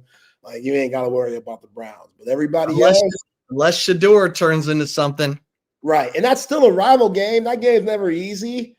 Like, Cleveland, Pittsburgh, that'll always be a heated rivalry, no matter who's taking the snaps for the Browns. So, yeah, it's going to be interesting. You're right, Chip. Like, that old doing the drugs thing in the wilderness, Mike Tomlin ain't got no time for that. Yeah, I have mixed feelings on Tomlin. I love him. I love his persona. I love his quotes. I just think he's a really good coach. But he has done some interesting things. He got Doc Rivers of the NFL. He got rid of Bruce Arians, who Roethlisberger loved, and then Bruce Arians ended up leading the Buccaneers to a Super Bowl. And last year he was so pro Russell Wilson that apparently he was afraid to take too much of a stand on Aaron Rodgers and kind of left it up to the front office. So the front office is like, a lot of people are saying, okay, the front office is bringing in Aaron Rodgers and it puts them in a situation where if it works, great. If it doesn't, they fire Tomlin. So we'll see, because there were Pittsburgh fans who wanted Justin Fields to get more run than he got. That Russell Wilson got too much run. So I'm always fascinated by what's going on in Steel Town, because that's one of the NFL cities that just has such a clear identity. It's run the football and play great defense. And, and they got spoiled. They got spoiled because Ben Roethlisberger was Big Ben. Dude was a gamer. Dude was a winner. Somehow he kept Antonio Brown motivated and stimulated for. Yeah, Antonio Brown and Le'Veon Bell. He had both of those guys trying to keep them on a straight line. Yeah. Put Ben in the Hall of Fame now. Right. Right. I'll never forget. I think I've told you I played in a golf tournament. My cousin was a member at Treesdale in Pittsburgh, where a lot of the Steelers were members. So I would go up and play in this, golf tournament, and Roethlisberger would play every year. And I'll never forget, one of the guys who's a Cleveland Browns fan, came in wearing a Johnny Manziel jersey at a golf tournament, just to kind of fan the flames with Ben. And then he took it off, but he's like, good luck. That dude's going to get broken in half. And Ben was right. I mean, that did not go well in Cleveland, because Ben was like, you can't run out of the back of the pocket like that in the NFL. You will get killed. And sure enough, speaking of the Browns, Nick Chubb could be headed to the Texans. That'd be a good pickup. Joe Mixon and Nick Chubb. Joe Mixon's still there? Is he? I guess he is. Let me see where Joe Mixon is. That was a great pickup by the Texans, by the way. It was a good pickup.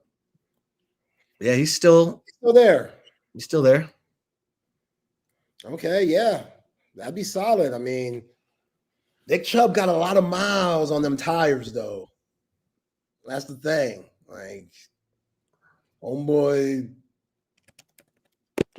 got a lot of reps, and he's been hurt these last few years. So you just kind of wonder with Nick Chubb, how much does he have left? Can he get back to that leading rusher in the NFL type of player? I mean, maybe. Najee Harris is with the Chargers. There it is. Jim Harbaugh. Jim Harbaugh is going to run him into the ground. Jim Harbaugh loves to run that pill. And Najee's a good player. I know people in Pittsburgh are like, I'm like, I think Najee's going to be good with the Chargers. But they let Austin Eckler go, and all that guy does is make plays. And I didn't like it because he was making plays against my Lions in the playoffs for the freaking Redskins. So that killed me. Damn, we calling them Redskins again? Whatever. How bad it hurt? The Commanders. Brutal.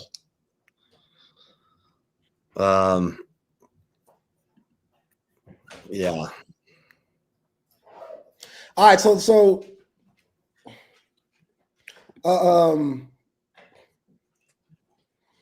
we got to go through the tennis tournament again. Yeah. I'm trying to figure out.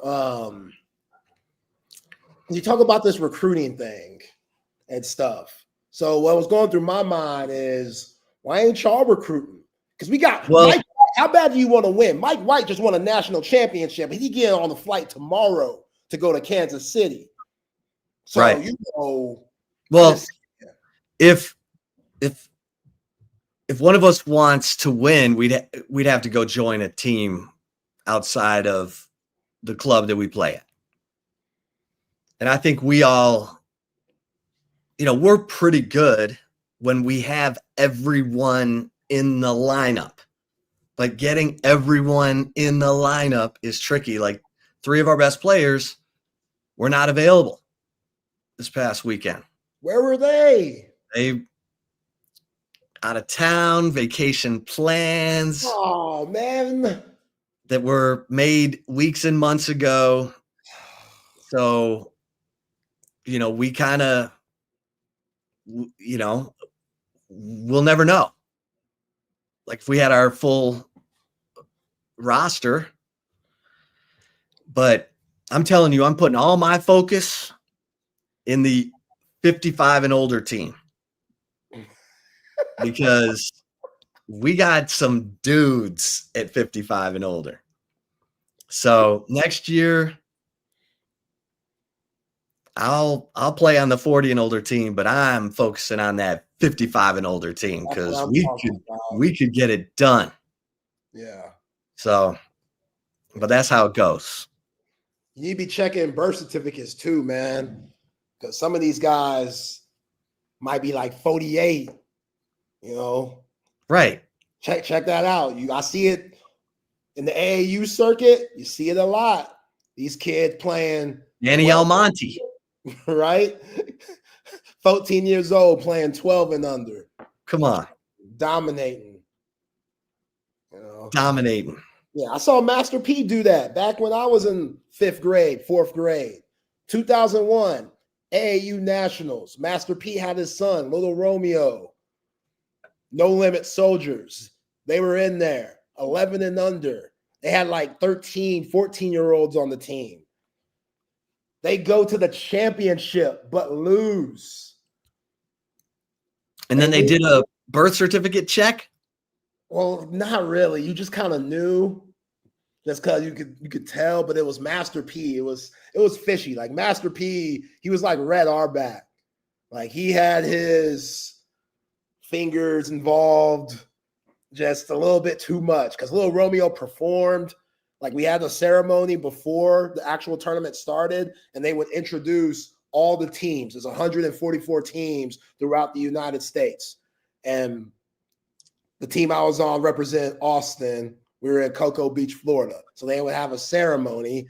Little freaking Romeo and Master P performed music, make them say, performing music, performing hits. I didn't think of anything then because I was like, oh, this is Master P performing. This is live. I didn't know Romeo was playing. And then they just eased their way to the championship, and they lost to a team that had Lance Stevenson on it. You remember Lance Stevenson? Oh, yeah. His crazy self? Oh, he's crazy. He was nuts. He was the one who blew into LeBron's ear. Oh, yeah. Yeah. Just completely insane. But he was a baller, and he played on a team called Team Next. They were from Harlem, New York, somewhere.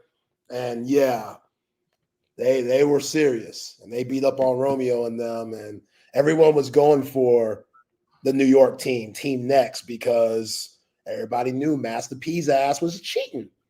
Just cheating, man. Like, bro, you a grown-ass man. Now, Romeo was the right age, his son, but everybody else looked old as hell. And, yeah, I see it way too much. So for that 55 and over league, make sure everybody's 55 and older. And my man, right. you deserve a championship, man. Come on, man.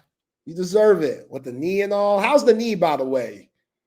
The knee, we gotta get the knee fixed. Gotta get the knee fixed. Yeah, I think I'm gonna have to do that in February. Damn. Yeah. Why that long? Football season? Yeah. Yeah. Yeah.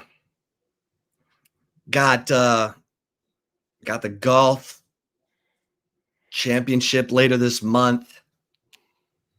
And then if I qualify for our Ryder Cup team, at our club, then that takes you into the fall, and then it's football. So yeah, February. Okay. Yeah. Okay. But, you know, it was all working on Friday. That's what I'm talking about. Got the icy Oh. hot Shaquille O'Neal edition. Oh, we were up against these dudes from Corpus, and they were really good. I mean, this is 40 and older, and they were like just over 40. Wow. But it was so hot, and I could tell this guy who had a monster forehand, we were staying away from him. But I was doing a lot of, moving them around. And I said to my partner, I said, his name was Raj, and he had this massive forehand. And I was like, he doesn't have any more left. We got to hit it to him. My partner's like, are you kidding? He said, trust me. And sure enough, you sound like Mia Scott talking about Najee Kennedy. oh yeah, she's flat. You can see like, Mia Scott's just make him move. He does not want to move. And sure enough, we won the first set 7-5. It was a war. Second set, we won 6-2. I was so happy to get off that court because I forgot my extra socks. So I'm playing in these wet socks. I'm getting this blister. I knew I was getting the blister. I knew I was in trouble.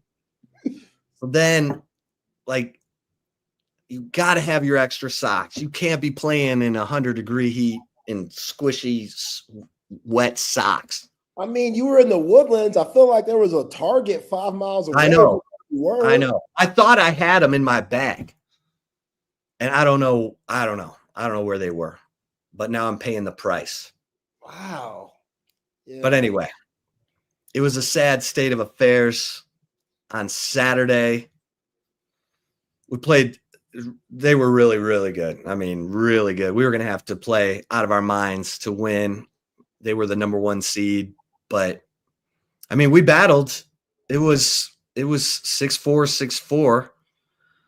I thought we could have won the second set, but we just didn't convert the break points. But let me get a couple mentions in because I do want to talk about something special we saw yesterday in the chip shot. So, hey, cover 3 is Monday night. Guess what? That's all night happy hour at cover 3. Cover 3 Anderson, cover 3 Round Rock, and cover 2 at 183 in Lake Creek. All night happy hour. So grab a friend, grab a group of friends, or just go sit at the bar. Great vibe at cover 3 and cover 2. Everyone's your friend, great service, great food, high-end food without the high-end prices. And that's what it's all about. The food is always going to bring you back to cover 3. Brick chicken, mac and cheese, love it. The Cobb salad. I love the salads at cover 3, but the Chop House burger, if you love a great burger, medium rare, that's how I do it. It's money. Great food, great times. $7 social hour menu all night. That's got the firecracker shrimp on it for $7. Come on. You know what to do. Hey, and if you're snoring, you also know what to do. I need you to go to sleepcyclecenters.com. And here's why. Our man, Dr. Chad, who's dedicated his life to treating sleep apnea because it killed his own father at the age of 60. Sleep apnea killed Reggie White. If you're snoring, it's more than just annoying to the person next to you. It could be the sign of a serious health issue. The reason you want to go to the Sleep Cycle Center is because Dr. Chad has dedicated his life. So he's got the best technology. And if you say that Texas Sports Unfiltered sent you, he's going to take $100 off your sleep study. He's basically giving it away because he wants you to get the diagnosis so that you get the best treatment options, which include oral appliances like I have, a mouth guard that holds your lower jaw open. Make sure you get that oxygen so you're getting that deep sleep. You don't wake up tired and upset and irritable. There's no way to go through life. 2 great locations in Austin, in Lakeway, and the Arboretum. SleepCycleCenters.com. Tell them Texas Sports Unfiltered sent you. And McCall Custom Homes. Hey, you ready to redo a bathroom, redo the kitchen, maybe some extended outdoor space? Then it's time to get in touch with Mike McCall. McCall Custom Homes, been doing it in Austin, family owned and operated, 40 years, great word of mouth. They're all about the details, making sure that your house is exactly the way you want it. And yeah, it adds value to your house, but it gets it just the way you want it. And that's what McCall Custom Homes is all about. Go to McCallCustomHomesATX.com. Set up an appointment, bring Mike in, just get his ideas. If you love it, great. He's going to give you a fair and reasonable price, and away you go. McCallCustomHomesATX.com. And our man Tom McKay in audio-visual consultations. Hey, when you're ready for the big screen of your dreams, you know what to do. In Austin, you call 255-8678 and let Tom and his crew bring everything to you. You're busy. You got things to do. You don't want to be lugging TVs around town, punching holes in your drywall. Tom's going to bring you the best price on big screens. He's going to bring you surround sound. You want a full-blown media room? He's got you.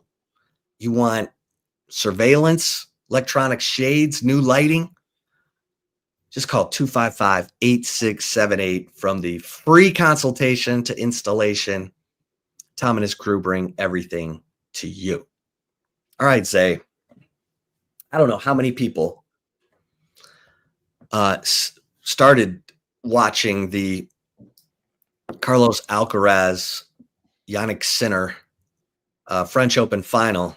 It became the longest French Open final in history. 5 hours and 29 minutes. These two were battling. And it was the roller coaster.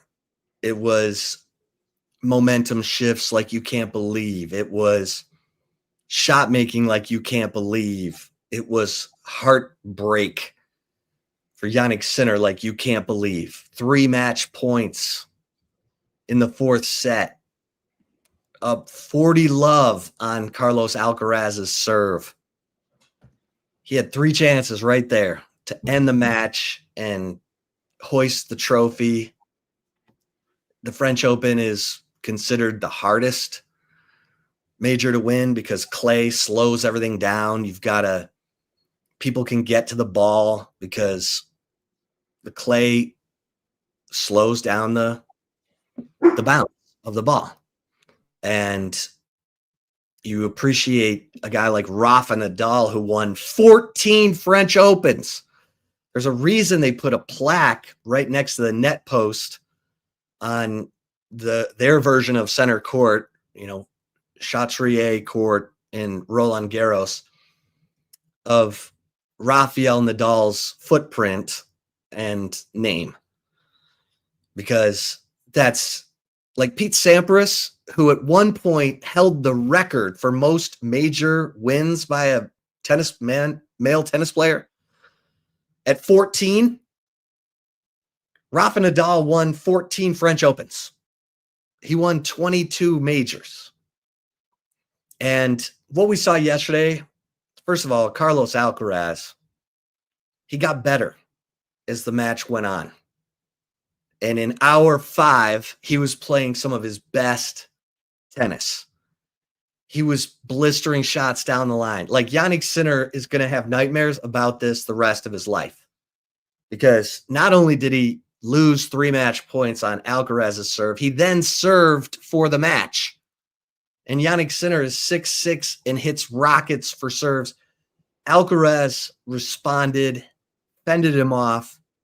By the time they got into the 5th set, he won 13 of the last 15 points. That's ridiculous. That's what you call an avalanche. And he won the final first ever 5th set tiebreaker at the French Open, 10-2. He steamrolled him. And it was unbelievable competition. Whether you like tennis or not, you saw two competitors. Like, this was Ali Frazier in tennis. You didn't know who was going to win. There were so many haymakers being thrown by both guys that you just were in awe. And what really stands out the most was the will to win. Both guys had it. That's why I went 5 hours and 29 minutes.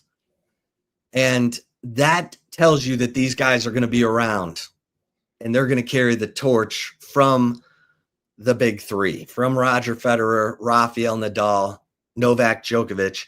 Djokovic is still playing. He lost to Sinner in the semifinals.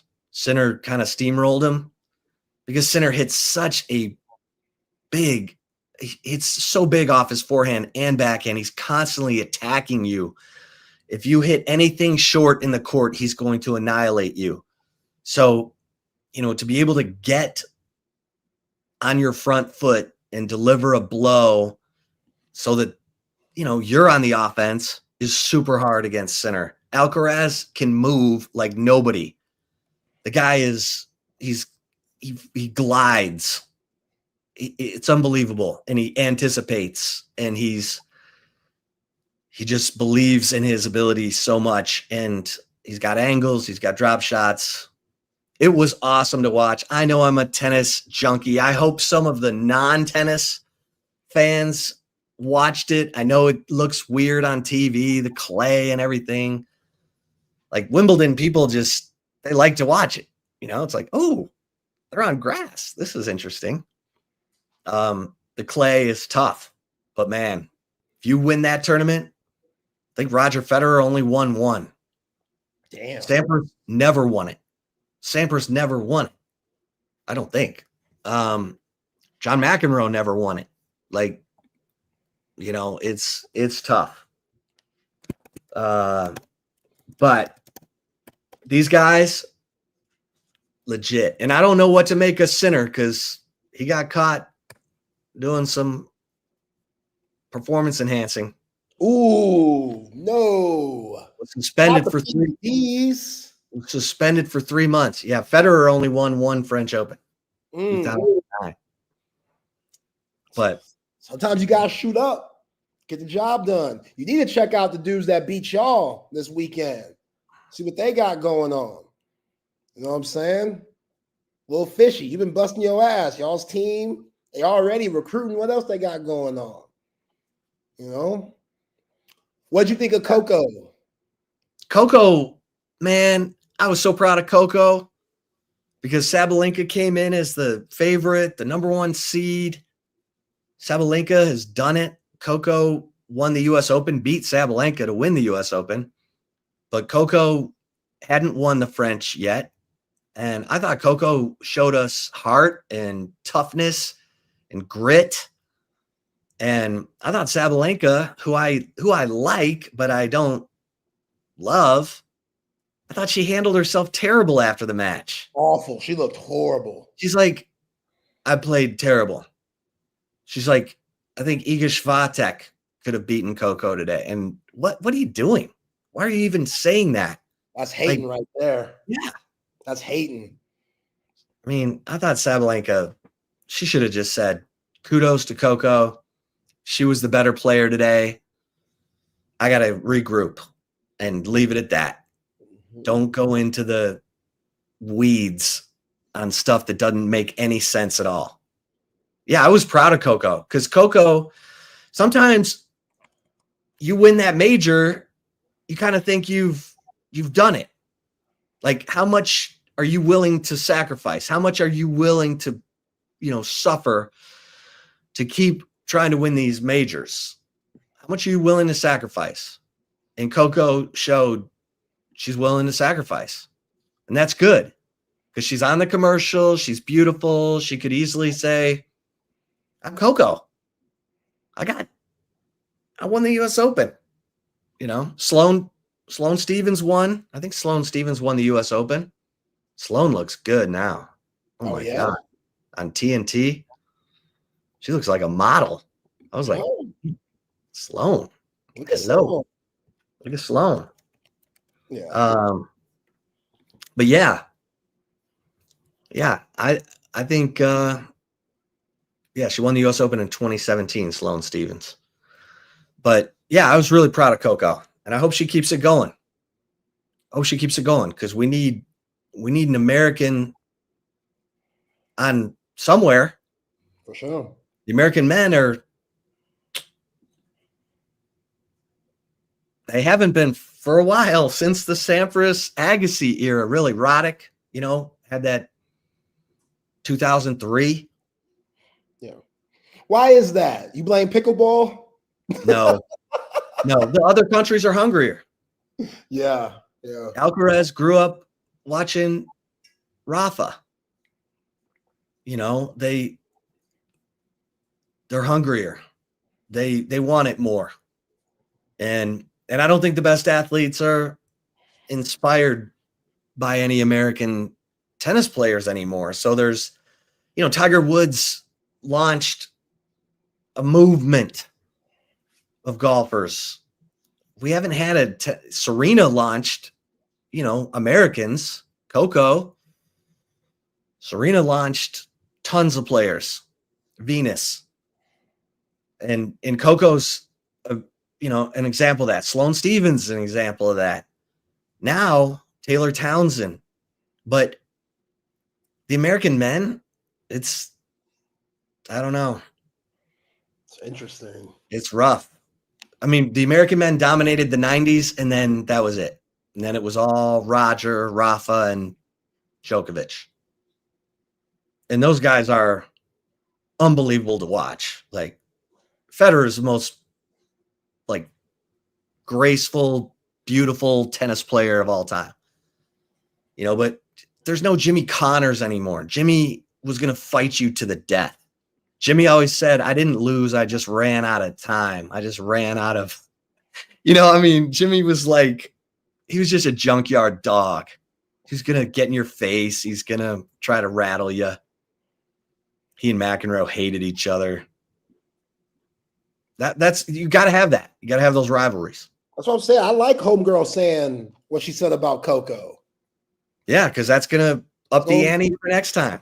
Absolutely. They always going to have that beef. So, all right, let's get to the right call. Great chip shot, my friend. I appreciate that one. Appreciate you.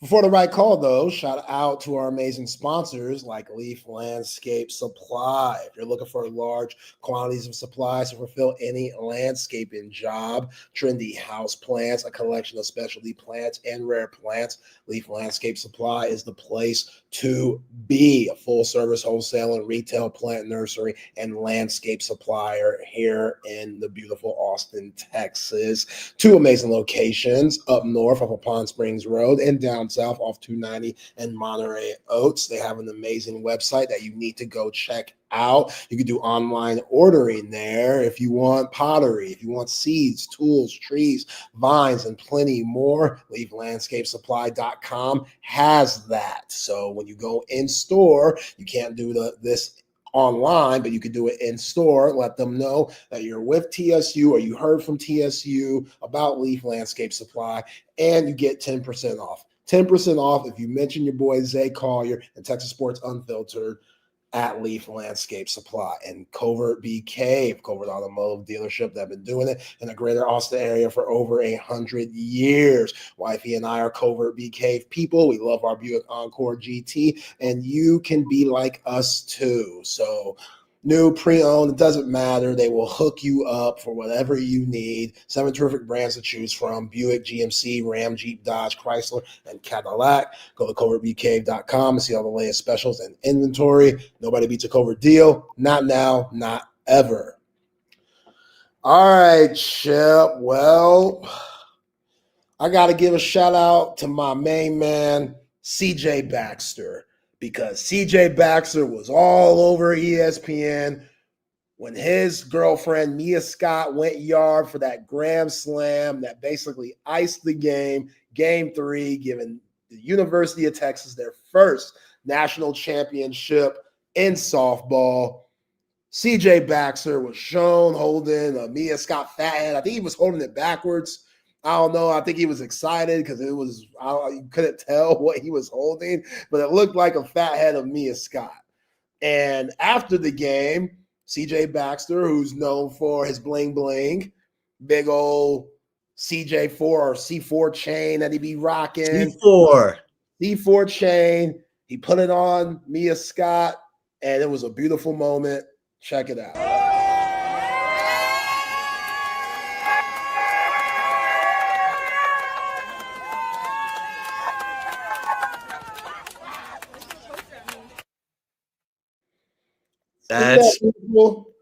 That's awesome. Ain't that lovely? We love here on Chip and Zay. Like, that's what it's all about. Because I said earlier in the week, CJ Baxter, I don't care what Steve Sarkisian has y'all doing right now, you need to be up there. And Steve Sarkisian better understand. And obviously he did. CJ Baxter made the trip to Oklahoma City to support his woman, and he saw his woman hit a grand slam in the biggest game of her career. So that's an awesome story within itself. They both have ACL injuries. So CJ, she was there for you when you tore yours. Now you got to be here for her when she goes through her surgery and recovery and stuff like that. And yeah, hopefully CJ Baxter was motivated and inspired by his woman winning a natty. And he says, you know what? I want to be like that too. I want to be like that too. Sprinkle some of that, good mojo that you got going on, Mia Scott, on my man CJ Baxter, so he can bring it back to this football team, because they can take whatever they can get. I know everybody's picking Texas football to win the natty this year, but you never know. Very hard thing to accomplish. So appreciate that. Appreciate CJ Baxter for supporting his woman like a real man should. Now, this is interesting, Chip, because you remember we had John McClain on a couple of weeks ago when they came out with the story on NFL players being allowed to play in the Olympics in flag football. Bijan Robinson had his take on flag football in the Olympics in LA in 2028. Listen to the former Texas running back talk about that a little bit. Yeah, I think it's awesome. I think all it does is grow the game a lot. And I think for me, like, I grew up playing football, flag football, and that was my off-season game, was flag and 7-on-7. So, I feel like it's always an honor to play for your country. Like, you always want to play for your country, and I would love to, like, show my skill set on that type of stage. But obviously, like, there's a lot of great flag football players out here, and that's all that they play, and they're very specific in the game. And like, you have guys that they can be running with the football and they can get this low to the ground just to, like, not get touched. No NFL players doing that, or trying to do that at least. So I think it's gonna come down to, like, obviously our schedule and, like, where it lies and how the teams can, like, if they let us even go. But I would love to play in that game if given the opportunity. But obviously, like, we'll see, and I don't want it to affect my team and what we got going on here. So yeah. Hey, that's interesting. Very. He's really the first one I've heard say, I'd love to play, because football's just different, man. Like, I know basketball's a grind and it's a lot, but football's just different. Most guys get out of the football season and are like, man, I need all the recovery I can get, so that by the time football season rolls around, I'm energized and ready to put my body through the torture of a football season. I mean, they love the game. It's not torture, but it's tough. It's tough on your body. For sure. There's a reason that it's called not for long, and the average NFL career is 3.5 years. So, yeah. But Bijan's got jukes, man. He's got great hands. So you gotta think about it. But I it would think he'd kill in flag. Or yeah. I think he'd kill in flag. But wouldn't a guy like, Cavante Turpin kill and flag more? I was just thinking of him. Like him or Deuce Vaughn. Like Deuce Vaughn would be terrific. Like if I was a franchise in the front office, I wouldn't want my main guys doing it. But Cavante Turpin and Deuce Vaughn, those guys could do it for sure. Yeah. Like Silas Bolden.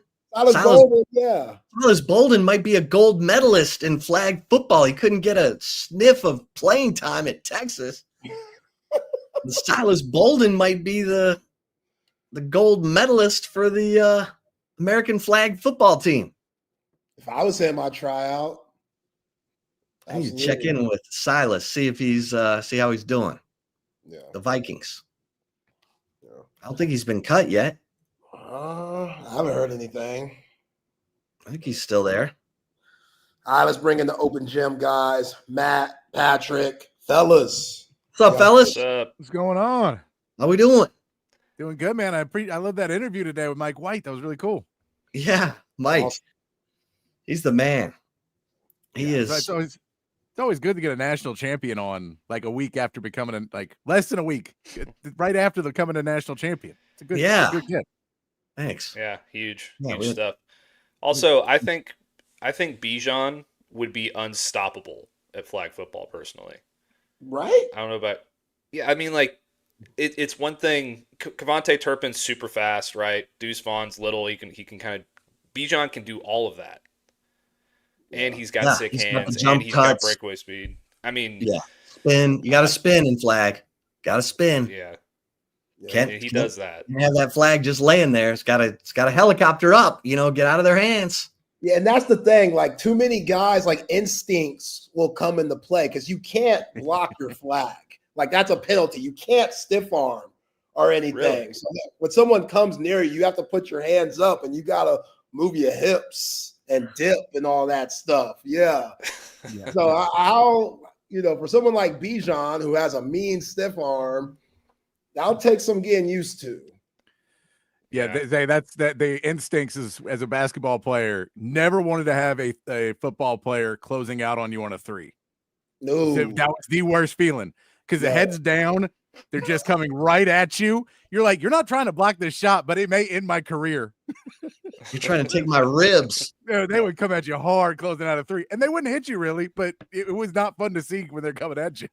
Okay, one more thing. Did anyone watch the UFC fights this weekend? No, I missed them. Terrible. I think Sean O'Malley's done. That's why I watch pro wrestling. They always a good end, like because it's written, so it helps. I've never watched UFC. I mean, maybe a couple times, but like just kind of off in the corner. I've watched a couple boxing matches. Isn't UFC arguably the worst professional sport we have right now? No. It seems so boring to me. Well, they don't have, John Bones Jones is winding down. They don't have the, Conor McGregor's. They don't have the big names right now. They were hoping it was going to be Sean O'Malley. He didn't look like he wanted to be there. He got submitted. Women's was popping too, though. Ronda Rousey, she don't do it no more. So yeah, and Juliana Pena lost this weekend. It was rough. All right, y'all. Appreciate see you tomorrow. We will see y'all tomorrow. Coming back with it. Welcome into Open Gym here on Texas Sports Unfiltered. Myself, Patrick Davis, alongside Matt Galatzan of Texas Longhorns on SI. I like MMA. I'm a fan of it, but some fights can be really bad. Well, I've never watched like a big, name fight like, John Jones versus whoever going for a title, all that stuff. I've only seen like, the highlights and like certain things, and it just seems almost like not quite as boring as boxing to me, but like it seems pretty boring. Maybe I'm like one of the few who thinks so, but it depends on what fights you're watching, because some of them are really, really fun, and then there are ones, and like that was the thing. UFC tries to be tries to get more guys that are more stand-up guys and, finish guys. They don't necessarily want the best fighters because the best fighters are more boring. It's really clinical, and they just put you in holds, and they're pretty safe about it. So they don't want to, UFC tries to get guys that are trying to get ends in fights. And that's why they give you awards for the best knockout and stuff like that, because they want you to try and end the other person rather than go to decision. So there can be fun, but yeah, like boxing, like anything else that's, we watch in the NBA playoffs, how many games turn out to be, just bust. And in any team playoffs, someone will win by 3 scores and you're like, all right, that, it's kind of, you're oversold the product. MMA has that to an extent, but then it's paid for. So if you pay $80, $90 for a pay-per-view and 3 of the 4 fights are bad, then you get really pissed off, as opposed to a football game or a basketball game you didn't pay for. Yeah. I think most combat sports are kind of that way, I guess. Like the fact that the biggest boxing match of the year last year was Jake Paul versus Mike Tyson should kind of tell you the state of the sport. And the most I hear about MMA fighters is when they're old and retired and they go to fight Jake Paul. Yeah, I mean, so heavyweight fights can be fun. Like if you go watch Derek Lewis fights, those can be fun. But then there's also the one of like old heavyweights who you can't knock them out. Like they're just so stone-headed and everything that you'll just watch a guy getting brain damage for, 3 to 5 rounds. And those are not as fun to watch because you're like, he can't win. He's like out of breath and he's got no stamina left. And he's literally just getting railed in the head, but he's not going to go down. And those ones are. At least in professional wrestling, they can bring out chairs and stuff, Yeah. Well, and also in professional wrestling, there is going to be an end. It's been decided beforehand. Everyone's working together to make it the best show it can be. So yeah. I prefer it because I know it's going to be a good show. But no, it's like if you want to see like an awful old guy fight, watch Ken Shamrock versus Kimbo Slice. I used to love those Kimbo videos. Well, that was the deal, but Kimbo wasn't a trained fighter, and Ken is. But Shamrock was too old, and Kimbo was too big. And so there's a part in the fight where he just gets him in a chokehold pretty early, and you realize he can't choke him out. Like, he's not strong enough to choke him out because Kimbo's neck is too thick. And it's like, well, that's the fight because Ken Shamrock just wore all his energy out trying to choke him out, and now they're both on the ground. I think Kimbo actually, like, almost died in that fight, too. Because like he was so out of state, like it just wasn't ready for it. Yeah, that one was brutal. Of like, man, maybe they'll bring the magic back, and then nothing. So yeah, I like MMA, but MMA also like that's one I don't know if MMA falls into the category of things I don't know if I would enjoy sober. Yeah, I can see that. Like I can enjoy basketball sober and football sober and all those other things. I've watched plenty of games with nothing else involved. But UFC, normally I'm drinking. Normally there's a drink in my hand if I'm watching UFC. Yeah, that's fair. I mean, I got invited to a buddy's house this past weekend to watch the fight. I ended up having to leave town for something else, but I was planning on going over there and really taking in my first UFC fight, and then it sounds like I made a good decision not to do it. He dodged a bullet on that one. Yeah. Let's get into the show today. Did you have a good weekend, though, overall? Was it all right? I did. It was a nice weekend. I was just up in Dallas, and just a nice chill weekend. It was one of those reset weekends that we love so much. There you go. That's a good. I spent way too much time in a pool. It was all weekend just drinking in the pool and having a good old time until Sunday comes and you're like, I spent way too much time drinking in the pool. Gotta reset now. But yeah, we get ready. We got some big news over the weekend that we want to get into. Of course, get into some NBA, talk about the finals game that happened over the weekend. Softball gets a national championship. Basketball's got a new date set. We'll talk some NFL as camps, some mandatory camps are starting to begin this week. We'll get to see if which guys are going to report, which guys are going to get fined, which guys are going to be allowed to have excused absences, and all of those discussions will start coming up this week as well. But the biggest story that came out this weekend was that the college football house settlement officially was approved, the $2.8 billion settlement. That also means the college Sports Commission has officially been announced now, and their new commissioner. And starting July 1st, schools will be able to start paying their players out of a set fund. There's still stuff coming out about it. We don't have all the information on it yet, but as it continues to kind of leak out and be spread around. But basically, it's going to be between $20 and $23 million to start with, that every school has the availability to use. They do not have to use that money, because some schools will not have $23 million to go spend on sports. They are still trying to work on guidelines about that. There's a lot of issues that will now have to be figured out that they've kind of been working on behind the scenes, but could not say anything until the House settlement was officially approved. So we'll get that information more and more coming throughout the week. But yeah, we're starting July 1st, the new era of college sports, where teams can now just pay players. It is still considered NIL. It is not considered pay for play. It is considered still name, image, and likeness disbursement. But this is a new era of college sports, man. Yeah, I'm kind of excited about it, to be honest, because it puts more of the responsibility in the school's hands. So hopefully things can get reined in a little bit more.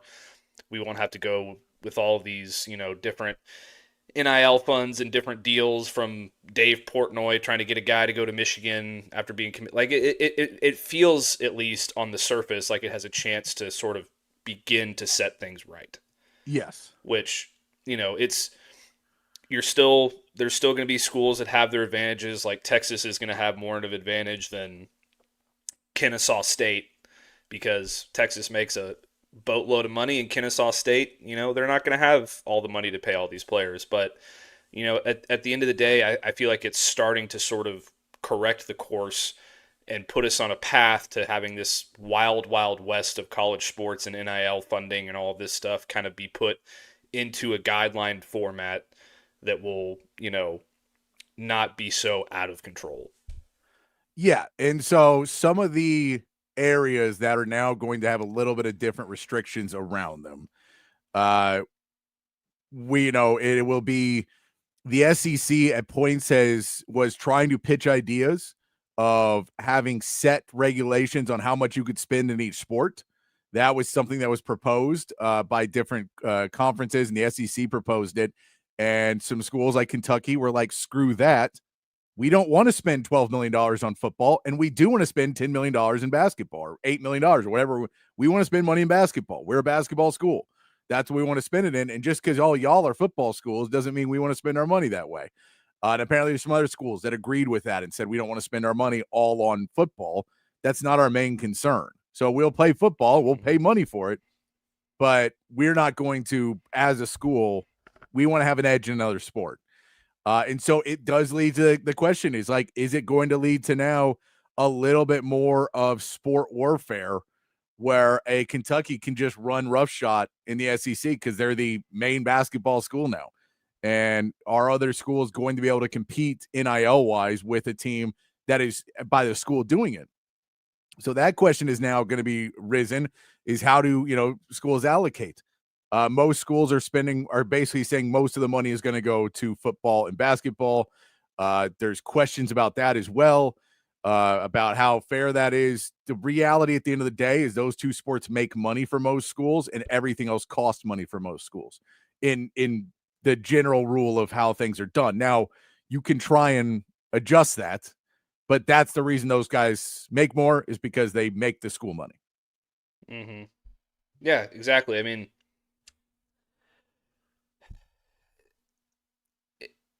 in an ideal world, you'd be able to pay the softball players, or the men's golf team, the women's golf team, the swimming and diving team. You'd be able to pay all these teams equally.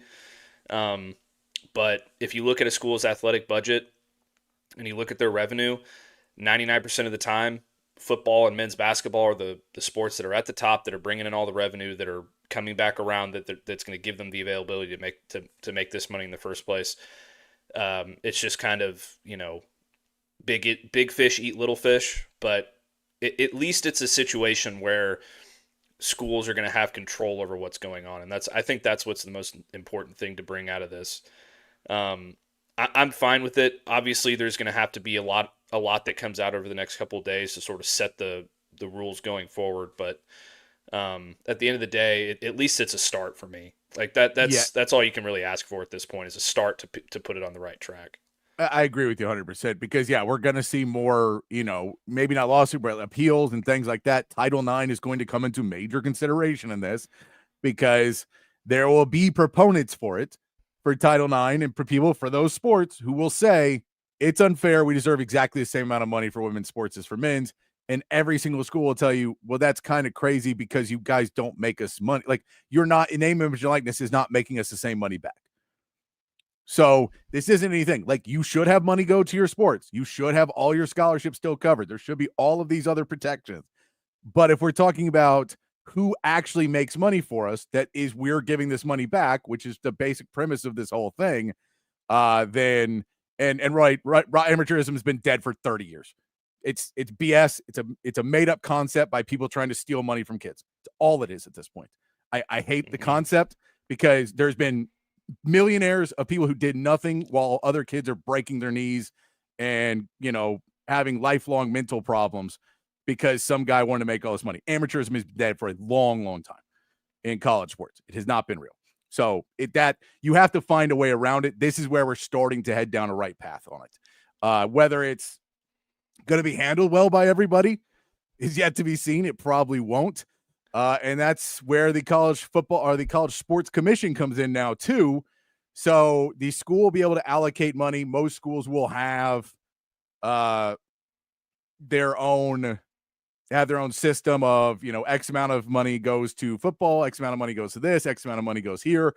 That's what most schools will have. However, people can still go out and get their NIL deals. We know that Sark said Quinn Ewers was making $6 million or whatever he was making, and that was all not from the school. That was not from the Texas One Fund. That was from outside NIL deals. They can still do that. However, there will now be much more scrutiny put on all those NIL deals. They're actually going to start looking into those deals. The College Sports Commission has been erected to try and stop, basically these crazy deals of here's $4 million and we need you to show up to a birthday party once. And it's $4 million. And then the guy doesn't show up. So they're kind of trying to make it seem like it's a bit more of a fair deal. And what the number is $600, which, if you don't know why it's $600, $600 is a taxable amount of money. So the basic deal, like, the only reason is if you get a lottery ticket, and the reason we knew it was in radio, if you gave away a prize that was over $600, then you had to get tax information from the person you gave it to. So over $600 fell into that threshold. I'm assuming that's the same reason why they're using that number for NIL deals. Is where if you have a deal that's over this is taxable income, and we need to make sure that you are not getting something ridiculous. So it will bog down a lot of things. It will be a problem at points. I have no idea how they're going to red flag things and push things through. They're talking about trying to have fair market value for things so that if, a point guard in college basketball gets the first deal for, $5 million or something like that, they can come back out and say, this is not fair market price. Like, you're completely distorting the market. You can't give him that much. That's not a real deal. So how that works and how the lawsuits will go around that is another whole issue. But that is what the College Sports Commission is supposed to be set up to do now, is to monitor some of these NIL deals. And then we get into the conversations of, there's rumors of they're trying to write things into the contracts now that the schools give out about buyouts. If a kid transfers, the other school or the kid will have to pay back money for their NIL deals and things of that nature because they were given long-term deals. There's all of this fine print that's supposed to be getting worked out here in the next few months. It's a great step forward, but the College Sports Commission now, this one seems like it's going to be a major, major point of contention for the next several years because they're going to have to make rulings on things that, if it hurts your fan base, that fan base is going to be all pissed off that, Texas didn't get this wide receiver because he was going to he was promised an NIL deal that the College Sports Commission said was not fair market value, but we thought was fair market value and whatever. And then he ends up going somewhere else. That'll be a new world of NIL when things start getting disapproved and denied. Yeah, but I think that's a good thing at the end of the day, because for one thing, like going back to the point about, these kids having to have a buyout to transfer to a different school. Yeah. In theory, that takes away their ability to take advantage of a school for an NIL deal, and then just bolt to try and get more money at another school. The Ryan Conwell, I believe, was a bunch of different schools in successive years, right? Yeah. Bear Alexander, a football player who's been at 5 different schools in 5 years or whatever. It stops. It in theory will stop things like that from happening. I mean, there's guys that hit the transfer portal in winter and then hit the transfer portal in spring. Yeah. Hopefully it puts a stop to those things, and that is a positive taken from it. Also, hopefully, it stops schools from promising certain amounts of money and promising certain deals and then not living up to those deals, like we've heard rumors of at Texas A&M, Ole Miss, and other schools like that, who, will say we'll pay you $400,000 or whatever, and then by the time the kid leaves the school, they never see any of that money. Hopefully, it puts a stop to that, and it becomes more fair in that sense for the players. It becomes more fair for the schools. It becomes more fair for everybody. Obviously, at the beginning, none of this is going to be perfect. There's going to be conflict from both sides as we try to hammer out the details and really hone in on a system that works for everybody. But, as long as there is some rules and regulations that keep the sanctity of the game in mind and the best interests of the kids in mind and the best interests of the programs in mind all together, then I'm fine with it. Will it be a bumpy road? Absolutely. It always is when you try and enforce new rules in college football. We've seen it with NIL. We've seen it with the college football playoff. We've seen it with all kinds of different things over the years. But at least it's a start.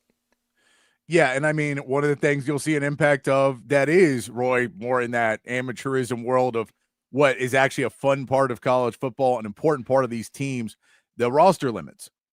That those things could be detrimental to certain programs, and not even really detrimental, but detrimental to certain kids who have an opportunity to come to a school. And even though they're paying, they're not on scholarship. They are, but they're part of this team. They get to live out this dream they had as a kid and really help the team in practices, help the team grow, be a part of something really special. That may go away for some kids because they're going to say, and I think in the end, that'll probably still survive somewhat because a lot of people want it.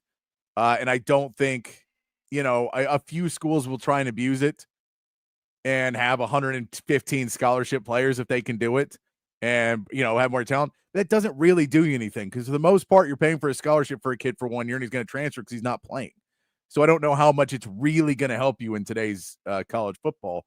But I do think you don't want to lose the walk-ons. You don't want to lose that culture of having people be able to go to maybe a bigger school and try and prove their spot, like a Michael Taft. And I always prefer walk-on and all that, but Michael Taft is a perfect example of a guy who could have gone to a smaller school or gone to a different school, being recruited somewhere else, wanted to go to Texas, earned his way on, and now we know what he's become.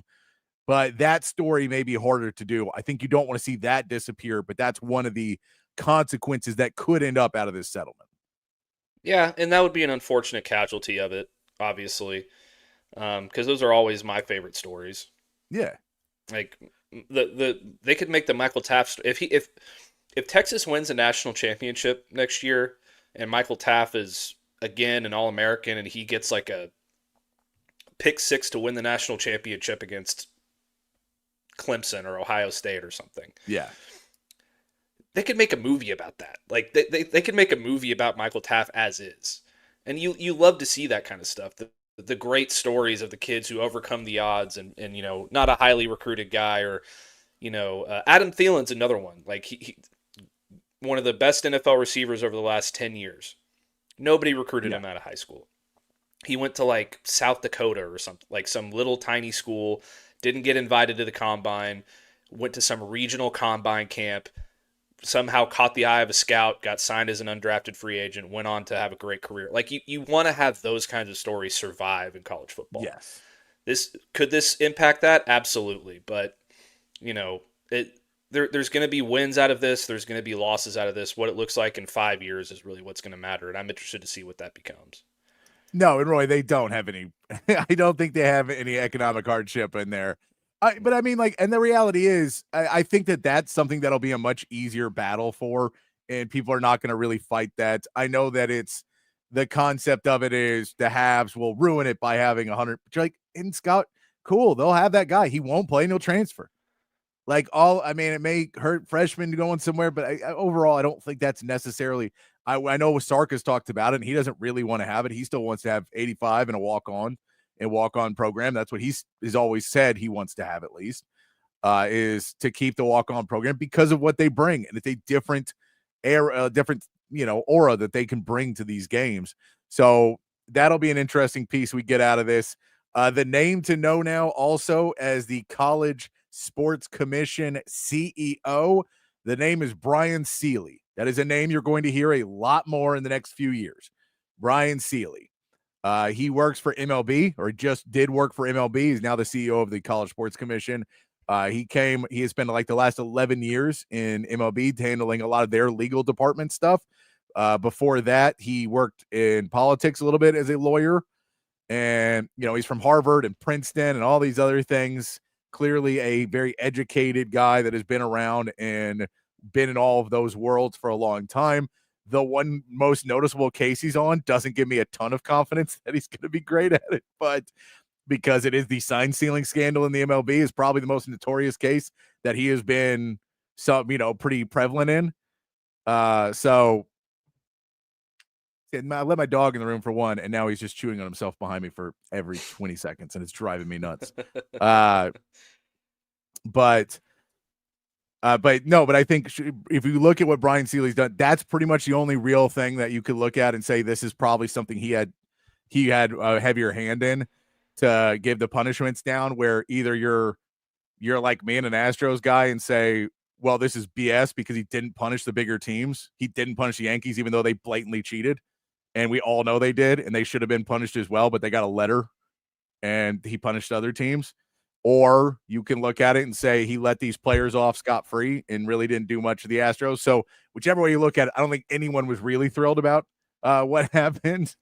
So it is a difficult piece to see what we've got here. But Brian Seeley, that's the name now to know for the College Sports Commission CEO. Yeah, and I mean, I'm going to be very honest about this. I don't know much about the guy. I'm not very... No, I mean, I researched it today, and there's not much out there.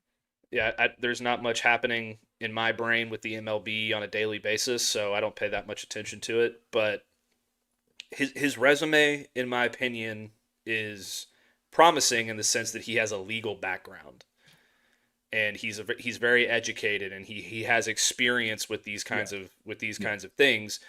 Whereas if you had hired a Nick Saban or some other former coach to be the CEO of college football, then that in itself presents all of these other issues of how is he going to govern this? Is he going to govern this to, give the schools,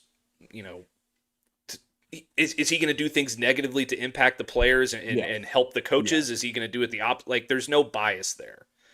Yeah. And I think that's the positive. And if you went with somebody else, like, Condoleezza Rice or somebody who was on the college football playoff committee at one point, who doesn't really have a background in football or sports or anything, or any kind of sports background, then that could also present its own sort of issues down the line. So they've got a guy who has experience in a legal sense in sports. I think that's a good start. We'll see how he does, but it could have been a lot worse. I'll put it that way.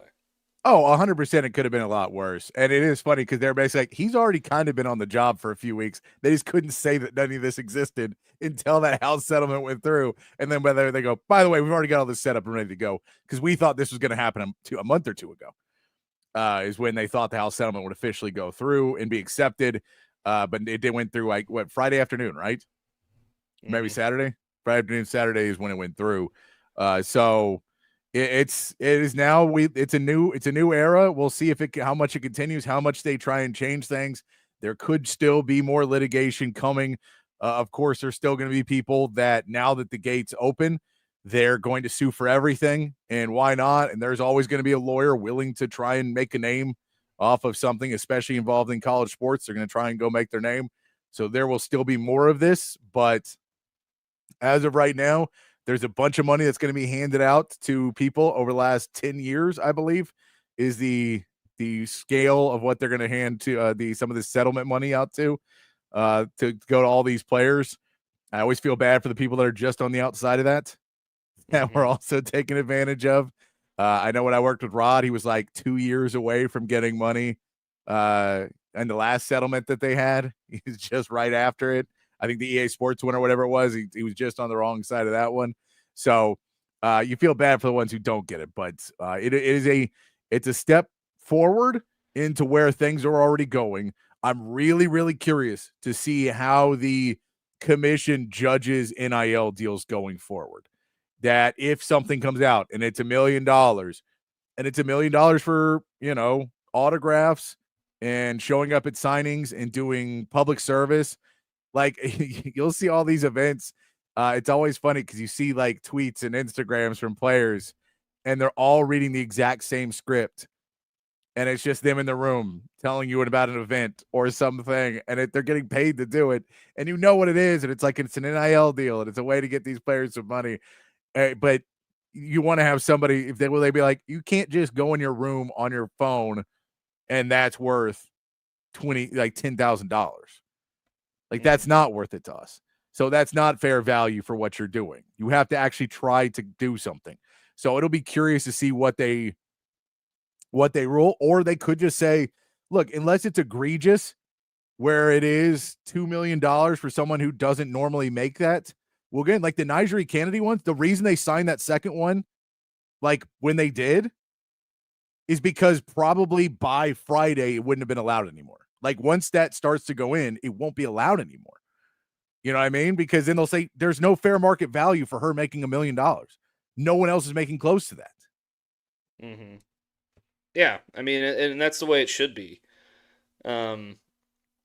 You have to have some sort of baseline for fair market value in a situation like this. Yeah. And if she wants to go out and earn NIL deals on her own that, that presents her with that kind of money, then that's great. And she deserves it and she should absolutely do it. I mean, you already brought up Quinn Ewers. None of that money that he made came out of Texas. Not a cent came from the University of Texas. It was all him doing his own NIL deals with, you know, drink companies and whoever else. Arch Manning's doing one with Viore and Red Bull and all that stuff. Like that stuff should still be fine, but you have to put some restrictions and some reins on this thing so that you can't have a school go pay $2 million for a softball pitcher when the entire program for probably the last 4 years hasn't brought in that much revenue. Yeah. And I mean, it's also, there's going to be, I wonder how much of this is now going to be involved too, of how much that money goes into recruiting. And then you basically set up companies that, will take care of your players once they've been there for a little bit.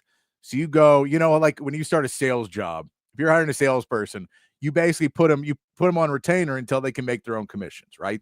That's how most companies handle salespeople. We'll pay you X salary for the first 6-7 months, but then we're going to cut it back because you should be making salary. You should be making commission by then. And the basic premise is we're not going to keep you around forever if you can't make your own commission. I wonder how much of that will happen in college sports of we'll pay you that, $600,000 that first year. But then by your second year, we're going to pay you $300,000 because we're going to get you NIL deals and you should be able to get playing time. By your third or fourth year, you don't need money from us anymore because we'll get you all this other money. And so it's not going to come out of our budget. Our budget is much more on trying to get the younger guys something so that they want to come in and be taken care of fresh out of high school and they can go buy a car for their mom or do whatever else. And you can get that done. And then we have a process of getting you way more deals, and we have agents and stuff like that to help you get more deals once you're here. I wonder if it'll somewhat slide like that. And, you may still be paying players later on, but it wouldn't surprise me if you only got a $21 million budget or $23 million, which is supposed to go up like 4%, I think, every year. If you have that and you say, well, these kids want to get paid as soon as they come in, and, Arch Manning doesn't need us to give him any money. Everyone wants to give Arch Manning money. So we'll pay Diabell for a year. We'll pay Diabell for 2 years. And then if he's not starting by junior year, he's going to transfer anyway. And if he is starting, he'll have all these other deals ready for him. Mm-hmm. And so it's like basically by your junior year, if you're not cracking the starting lineup, maybe that money comes down. You have those conversations to go get the next guy. It wouldn't surprise me in today's world of the transfer portal and everything else. Yeah, I also hope that this somehow affects how much these so-called agents have control over a lot of these things. Like the Nico Iamaleava thing is just a poster board for the way NIL should not be done in college sports. Like the holdout, all of that stuff, because whoever his agent is, or his dad, or whoever the one was pulling the strings on that whole thing, hopefully it takes power out of those people's hands and puts them back into the hands of the players in the school to kind of fight off that kind of thing from happening. That's my big hope with all of this. Yeah. No, I'm with you because that one still, I love every time stories like that happen. And then we get a week after, 2 weeks after well, what really happened? It's like, why wouldn't you just tell us that at the beginning? Why, when all this came out, you go, I'm not asking for $4 million. I never did. I asked to change the playbook. But he doesn't want to change the playbook. They made that up. Why would you not say that then? And then why would you I feel like the argument could be done much easier. It felt like much more, once I got the paycheck, then I'll tell you that it wasn't that. But because I got it now, or I got what I'm going to get. So now I'll tell you that it's not about that. And so it just all handled very, very poorly. And you hope that maybe you can get away from that a little bit more, that the College Sports Commission can maybe, incentivize hiring better agents, that if the certain agents are able to, work with NIL Go is what it's called, by the way. NIL Go is the thing you have to enter in all your NIL deals over $600. So if you have an agent who has a better relationship with NIL Go, they'll maybe try and lean that way, and then they'll go, well, these other shadier guys, we don't approve them very much. You probably don't want to hire them because they have a bad record with NIL Go. So you probably don't. You don't want to hire that guy. You want to hire someone better. So that'll be interesting to see if they're able to pull that off. But overall, there's just a lot of questions still to be answered. There's a lot of time of what does it do? I've always talked to the NFL. I always like the NFL is pretty open to making changes and then seeing if they work or not. I'm a big fan of trying to fix things, even if you don't have the right solution the first time. I always hate the concept of this solution's not perfect, so let's keep the crappy thing that doesn't work. I've always hated that. So I'm excited that there should at least be an attempt to try and change some things up. It is going to be far from perfect, but it's intriguing to see it finally start trying to move something, because the College Sports Commission now, by the way, they don't work for the NCAA. They work for the conferences. They were hired by the conferences, not the NCAA. Said, screw, this is basically their answer to the NCAA being useless. And basically saying, if you don't want to just give us a bunch of money to let these kids play sports, then screw you. We're going to try and ruin it, which is what the NCAA did. Yeah. And they're now trying to fix that a little bit. So it's entertaining to see. I'm hoping for good things coming out of this in the future, but it's just a wait and see with all this stuff with NIL, because you just never know. Yeah. Anything that makes the NCAA look like idiots in the long run, sign me up, because they have been awful over the last name a year. They were awful then. They've been awful over the last of my lifetime. Yeah, basically, what am I? I turned 38 next month. They've been bad for at least 38 years. Yes, exactly. So it'll be nice to move on from that. And, they'll still have say over things, and the NCAA can try and focus on things that are not as massive issues that they really just don't have the legal wherewithal to deal with anymore. So you let the College Sports Commission and the conferences handle those things. By the way, there's also going to be rulings coming out from each conference that are going to be saying what they do, and then they're going to, well, look, we'll get more yelling between conferences, and Brett Yormark saying that everybody's unfair because they're not just giving the Big 12, the top 3 seeds and all the money and letting them do whatever they want. That's not fair. So I'm sure we'll get that some as well. But on good news and really good news, Texas softball won a national championship this weekend, Matt, on Friday night. It was a ton of fun to watch. It was the least stressful game of the series by far. We saw Kennedy come out for the 3rd straight day, and you saw why you don't pitch a pitcher 3 days in a row. I don't want to take any shots at her. I get there was people taking shots because she signed that second contract and it went through. She threw every pitch in the College World Series. She was exceptional throughout all of it. And it's just, you're what? 8th, 9th time through the lineup. And it's on your day 3 of pitching after this whole long process and a whole long season. And they finally got to her. They got 5 runs in the first. They knocked her out of the game. And from that point, it's pretty much over. You get the grand slam in the 4th as well to really put the foot on the neck. Tegan Kavan is able to come in and have a huge game as well and pitch really well and get it done. That it ends up with Texas winning the Women's College World Series for the first time in the program history. I believe it began in 1997 is when softball began at Texas, and they are first time national champions. It was really fun to watch. It was. It did get a little stressful there. They had the chance to run rule them in the 5th inning, I believe, and then it just kind of extended. And then there was a bunch of errors, and you're like, okay, now the broadcast team is trying to make this narrative of, can this be the biggest comeback in history from a team that should not be here and all this stuff. But at the end of the day, Texas took care of business. Huge win for Mike White. Huge win for the program. I do feel bad for Kennedy because she put everything she had into that College World Series run, and to see it fall apart like that, you kind of hate for her because that's not the way that you wanted that story to end necessarily. I mean, as a Texas fan, you didn't want her to win. You wanted your team to win, but personally, just from an objective media point of view, I would have much rather seen a game that was 2-1 with Texas hitting a walk-off home run in the bottom of the 7th or whatever the case. I mean, I guess Texas Tech was anyway, it doesn't matter. Texas played, they could have walked it off. Yeah, well, regardless, I wish it would have been a more competitive game in one sense, just from an objective media point of view, but absolutely huge win for the program. You got to feel great for all the girls in that team, and Tegan Kavan especially, the way that she pitched throughout the entire tournament and with her grandmother and all that stuff. It's just, absolutely huge win. National championship in your first year in the SEC. Would you have liked to have done it against Oklahoma? Sure. I guess there's ways that you could have made it even more perfect, but fact of the matter is you won a national championship, and that's why we play. So, yep. No, you went out, you beat the teams that were put in front of you. And I think that's all you could ask for in that. So Texas getting the win on Friday night. And I mean, everything they had to fight through. We find out afterwards that Mia Scott was playing with a torn ACL, and she's playing in the College World.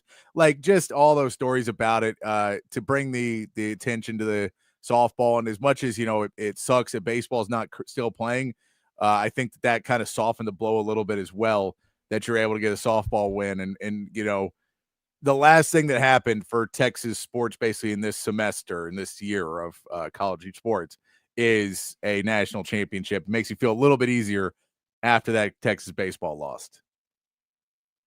Yeah, and, look, the baseball loss was unfortunate, but I think at the end of the day, people were blowing it a little bit out of proportion, especially the rival fan base. Yeah. Oh, well, definitely. You lost, and it was a really tough season, and you had a great run, and did it in the way you wanted to? No, but the softball team made up for it, and they deserve it. They deserve all of their flowers. They should get all the praise in the world because they had their own tough road, man. They had to get some demons off their back as well. I mean, that Oklahoma win was absolutely massive for this program. To do it in Oklahoma City against a team that you could not get past for years and years and years. So I'm really proud of them. And, this is just going to give the entire university athletic program more momentum going forward. So, yeah. And then another team on the athletic program, Texas basketball, they announced, we knew they were going to play a game against Duke, but it was officially announced is going to be part of the Dick Vitale. What is it called? The Dick Vitale Invitational. That's going to be on ESPN. It has been announced that that's what it's going to be. Duke in Texas, November 4th in Charlotte, North Carolina. Of course, none of us are thrilled it's in the home state for Duke, but it is going to be a really good matchup. It's going to be a intense start to the Sean Miller era at Texas. Yeah. And I think that, it's one of those games. We can't judge too much on it because, we talked the other day, we were laughing on Friday about the Notre Dame Texas game. We're back game and all of that. Even if you win, it's great, but you can't. But this is one of those games like, let's just not get blown out. Guys, let's just not get blown out. Week 1 against a Duke team that is going to be reloaded. They lose a lot of players to draft. They always reload. You have a real chance to win it because it is the first game of the season and everyone's going to be playing new together. When you have a talented team, but I think your real point is let's go show we can play with anybody in the country and put on a fun game on week 1. I think that this Sean Miller roster is at least more set up to do things like that because you do have the 7-footers, because you do have players that can hit some shots. You have different things on this roster that I think maybe it's a little bit closer to being able to not get blown out by anybody. Whereas before, when you just didn't have the big guys, there's always a chance. He's like, well, we just match up poorly with this team. They're just going to kill us inside. And there's nothing we can really do about it. This one, you feel no matter what Duke is able to put out on the court this year, that Texas is going to be able to at least compete. Yeah, and it's going to give you a really good idea of what your program is for the rest of the year in terms of, how does the big European, how does he fare? Yeah, how does Modest Voikatitis, compete against these Duke bigs? How does Lucina Torreira come back from his knee injury and play against these guys? How does, Simeon Welcher come and play the point guard position against this, this really talented team? And it just gives you an idea of how, when you face the best right off the bat, and is Duke going to be the preseason number 1? I don't know, probably not, but they're going to be a really good team. How does our team compete against a team with the talent level that Duke has, and how can we take that, learn from it, and put it towards the rest of our non-conference schedule and help develop our rotations and all those kinds of things going forward. If they win it, great. It's going to get people excited. You're going to get more people in the Moody Center for your home opener, which is awesome. And the Sean Miller era gets started off with a huge W. If not, look, it's fine. You're playing Duke. Do you expect to beat Duke ever in basketball, no matter how good you are? Probably not, because it's Duke. So we're just going to go forward. We're going to learn from it. So, and it's, so many of these other SEC teams aren't going to have a game like that in their non-conference schedule. Yeah, and that's something that you can have in your resume. Let's say you win this game, you already have a tournament resume win right off the bat. So a lot of good things can come from this. Not much bad. I like playing good teams in the non-con, even if it doesn't go your way. Oh, and I like kind of trying to set yourself on national television in a big, season opening when people are going to be a little bit more interested in it because it is the beginning of the season, and trying to establish Texas as a basketball school, basketball program. We know it's always going to be a football school, but get yourself a little bit more back in that conversation of we're a team that should be in the tournament every year. We're a legit power that we should be able to be playing at these level of games. We should be invited to the biggest invitationals and tournaments every year, because I think they kind of slipped out of that a little bit over the last couple of years. And now in the Sean Miller era, you really want to say, we are legit that team. We're going to put the money and the resources into this program to make it what it needs to be. So you want to be able to now say that is working out and we deserve to be on this stage on a big primetime game on ESPN. and not, relegated to ESPN Plus or SEC Network Plus or all of those other games. We need to be the game on TV. And I think this is, Texas, a way of them trying to usher that in with the Sean Miller era, that this may be some must-see TV for Texas basketball. And that'll be big because that's when you start talking about recruiting down the line, and you built some things this year, but that transfer portal next year, that recruiting next year, all of that you can start in this game. And start by trying to put on a show week one. Start by trying to change the perception of Texas basketball. And you have to start somewhere, so why not start week one? Yeah, and why not start against Duke, the granddaddy of college basketball, right? Yes. It's going to get people watching. It's going to get recruits watching. Even if there's a kid who's interested in Duke and he's just watching on TV and he sees the way that Sean Miller has his team playing basketball, he's like, ooh, I like this. Maybe I should, pay a little bit more attention to Texas. It's only positives can come out of this. Yeah. No, I'm with you. Why don't we take a quick break here, Matt? We're going to come back, talk some NFL as well. There's a new player reportedly headed to the Texans. I want to see if you think this is going to be a good fit, or maybe this is much ado about nothing. We also get into some of the new play callers, the offensive play callers in the NFL. I want to get into that conversation with you as well as we continue on a Monday edition. And remember, anything you guys want to talk about, the chat, you are the third member of Open Gym. So if you've got some takes, you got some things you want to talk about, throw those in the chat. We'll get to those as well. Always appreciate you guys joining in with the show. We'll do all that before we come back. We'll take a quick break here on Open Gym on Texas Sports Unfiltered. Hi, I'm Dan Covert with my wife, Hayden. Welcome to Covert BK. Our newest location in the gorgeous Hill Country includes Buick, GMC, Cadillac, Chrysler, Dodge, Jeep, and Ram, and hundreds of pre-owned and certified vehicles for you to choose from. We have 3 service departments that are ready to take care of your car, truck, or SUV with 86 service bays to accommodate any repair and get you in and out quickly. Come visit us today to select the vehicle you've been dreaming about. Covert, born and raised in Austin.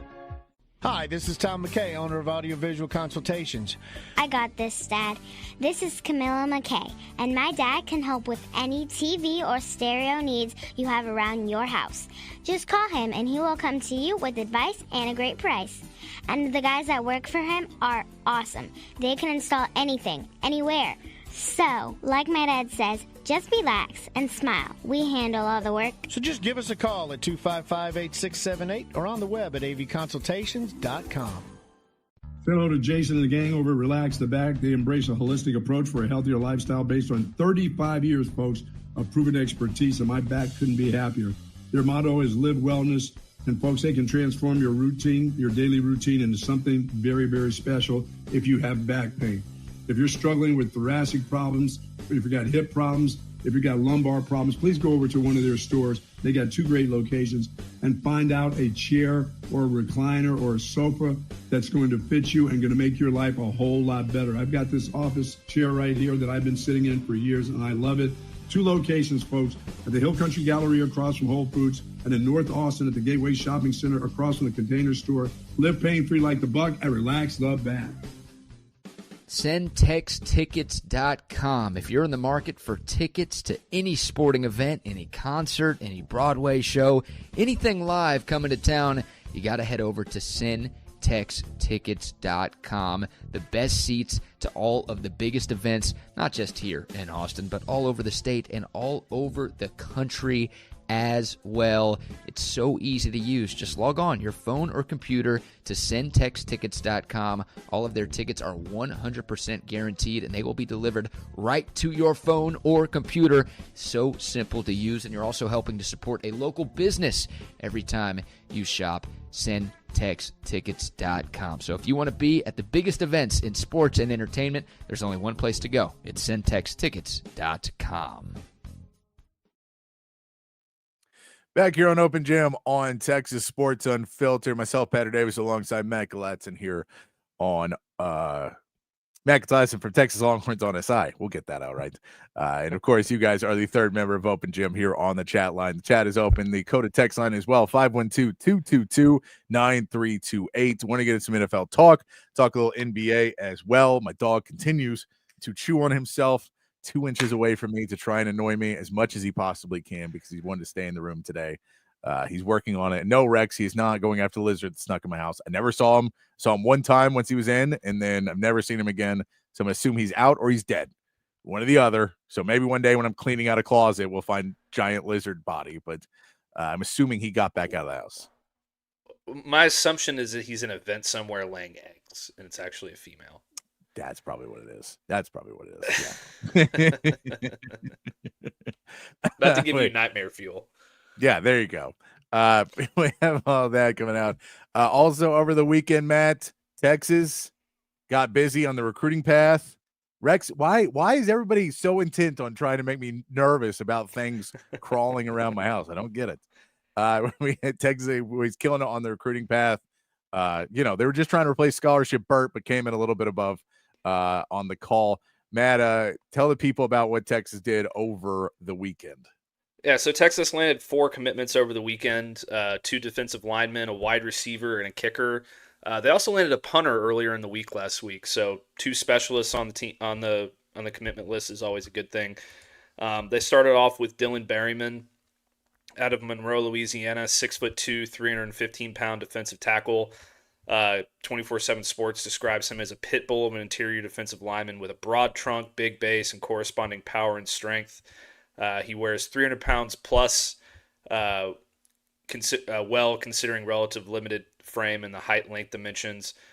Flashes sudden quickness in the trenches with knockback power enhanced by a hot motor and intense field demeanor. So sounds like an absolutely mean defensive lineman. They're really, starting to go in for these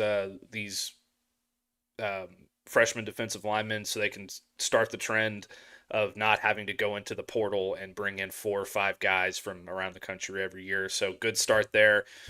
And then they landed a receiver from who used to be committed to USC. His name is Cohen Brown. He committed to Texas after his official visit to Austin this weekend. He's out of Waxahachie, Texas. 6 foot, 190 pounds, number 72 overall player in the state of Texas, and number 84 receiver in the country. Some places have him listed as a 3-star, others have him listed as a 4-star. He seems like a riser to me, so another receiver on the roster in that class of commitments is good. They landed a 5-star kicker, which, the kicker rankings are a little bit different. He's not rated a 5-star on On3 or 24/7 or Rivals or anything like that because they don't rate specialists that way. But Cole's kicking rankings is the place you go to for that. And Jake Collette, he's out of Ringgold, Georgia, chose Texas over offers from UConn and Army, among others. He's the number 2 overall rated kicker in the country. So, that was about where Scholarship Burt was. So big win there. Let's see if he ends up a little bit better than Scholarship Burt. And then today, just before we came on the show here at Open Gym, Corey Wells out of Petal, Mississippi, 6'5", 300 pounds, another interior defensive lineman. 24/7 Sports, Cooper Patanga describes him as a 3-4 defensive lineman, primarily positioned as a nose tackle that wins with brute force, above average play strength at the point of attack. He hovers around 6'5", 300, and he utilizes his size, strength, and power exceptionally well, out leveraging opposing offensive linemen consistently off the line of scrimmage. So, they're bringing in some mean interior defensive linemen. So a great start here over the weekend after their big official visits. I don't expect this to be the last commitment in the next couple of days. I think we'll have some more big time names come off the board here soon. Hopefully they'll pop right before we come on the air at Open Gym so we can talk about it. But my recruiting guy over at Texas Longhorns on SI texted me before the show with a list of players that he expects to potentially pop over the next few days. So that should be fun to watch. But great weekend for Texas football on the recruiting trail, and we're going to hope to continue that going forward. Nice. Very good. And you're going to be the Elite 11 here coming up next week, right? Yep. Next week from the 17th and the 19th, I'll be at the Elite 11 finals watching Dia Bell and bringing you all kinds of info from that. It's a 3-day event. They're going to put him through a lot of different drills and a lot of different tests. There's going to be some 7-on-7. There's going to be some real fun competitions. He'll be up against the best in the country. So that'll be fun. I'll try and get some video for the show too. See if I can pull that off. I can get my technical skills going and get some Dia Bell video for you. Yeah, we gotta get content for the people. Exclusive Open Gym content. Hashtag content. Hashtag content. But appreciate that, Matt. But yeah, good weekend. I was keeping up with it. I am not as in recruiting as other people. I keep up with it, but I do not have the scouting reports down for everybody in football. It's way too many people for me to keep up with, trying to keep up with all that. And so I stick with basketball a little bit more, but appreciate the breakdown there as we get into it. Always good to see Texas killing it on the recruiting trail. I know every year there's the point of, there's always like this one point where people start to get worried because Texas is too low in the recruiting, and oh God, it's all falling apart. And why do we keep Sark? And oh my God, I think we might as well just stop having a football team. And then like 2 weeks later, they're back up again. So that's normally what I see happening is a massive reaction by a few people, and then everything's fine. Yeah, this actually happened last year, which was really funny to me because I think it was right around the time that there was a receiver from Duncanville whose name's escaped me. He was number one receiver in the DeCorian Moore, and he was down to Texas and Oregon. Ended up picking Oregon, and all the comments started rolling in of, Texas is ranked number 16 in recruiting now, and what are we doing? Can Sark even recruit? All this stuff. What do? They end up having the number one recruiting class in the country. So, just to try and put a stop to this early, I'll come out with this. Texas recruits methodically. They don't go all in for people right off the bat. They are very methodical about their approach. They want to bring in the right guys at the right price for their program and do things, the right way, the proper way, and make sure they're getting the best guys. So you're not going to see a bunch of names pop in, March or April when USC and Florida and all these other schools are getting 17 commits by June. Texas is going to start. You're going to start hearing those names for Texas around October, November, and then right into the early recruiting signing day in December. That's when you'll start to see Texas really shoot up those boards. But they're off to a great start, and it's just going to keep getting better. Good stuff there as we roll into hour 2 here on Open Gym. Let's get into a little NFL talk, Matt. And I wanted to first ask you about the name that has been coming out that Texas, we know the Houston Texans were looking at J.K. Dobbins a little bit. The rumor that there was interest there, but I guess he's salary. And I know J.K. Dobbins is really trying to find somewhere that's going to give him more than a 1-year deal. He really understands everybody's trying to get him a 1-year prove it deal, but he did one last year and was okay and was healthy, and they didn't keep him. So, and they went a new direction. So I think he's basically trying to get one last contract to get a little bit more security instead of doing 1-year, make it or break it deals for the rest. It's kind of a backup and a split share guy. We'll see if he finds a place where he can end up where it's going to be well for him. But the Texans, I guess that fell through a little bit. So they changed their direction of where they were looking, still wanting to bring in somebody they felt could help them out after Joe Mixon did have some injuries last year. We know he's dealing with an injury right now. And so they're trying to shore up that running back room a little bit more. Dameon Pierce, we know, keep hearing the conversations that he may get traded, that he's not necessarily thrilled about his position and he wants to go somewhere before he, try and earn a new deal. So they apparently have reached an agreement or will reach an agreement within the next couple of days with Nick Chubb, who Nick Chubb 2 years ago, 2.5 years ago, I don't know what the correct terminology would be, was one of the best running backs in the NFL. Then injuries and ACLs and everything else really, really took a toll, as they do. And we know running backs, they fall off an edge. It is not a easy decline like a lot of other positions. Like we talk about Aaron Rodgers, and you're like, the decline is there, but it's not, it's not like he's the worst quarterback ever now. It's just he's not the guy he was 3 or 4 years ago. And every year he's a little bit worse. And he has Achilles injury, so he's a little bit worse. But Nick Chubb is, running backs can be, well, this guy is 1,500-yard rusher, and then this guy is averaging 2.1 yards per carry. And that can hit you really, really fast, and especially with an injury. Well, we know that when he came back, the Browns were already just a dumpster fire, and he was trying to come into that a little bit earlier than he probably could have or should have He was trying to fight back into that rotation. It did not go necessarily well last season for Nick Chubb. It wasn't horrifically bad, but it wasn't good. It wasn't an NFL running back that you're really going to consider going out and trying to get. But now he's had more time to rehab. He has really built up more of the stamina. He's built up more strength and all of those things, all the offseason videos, which you can believe in or not. They're a lot of times hype. There's a lot of guys who can do all of those training videos and would suck at being a running back. So they don't necessarily mean what everybody kind of makes them out to mean, but the Texans got to find somebody. Matt, what do you think about the Houston Texans reportedly bringing in Nick Chubb?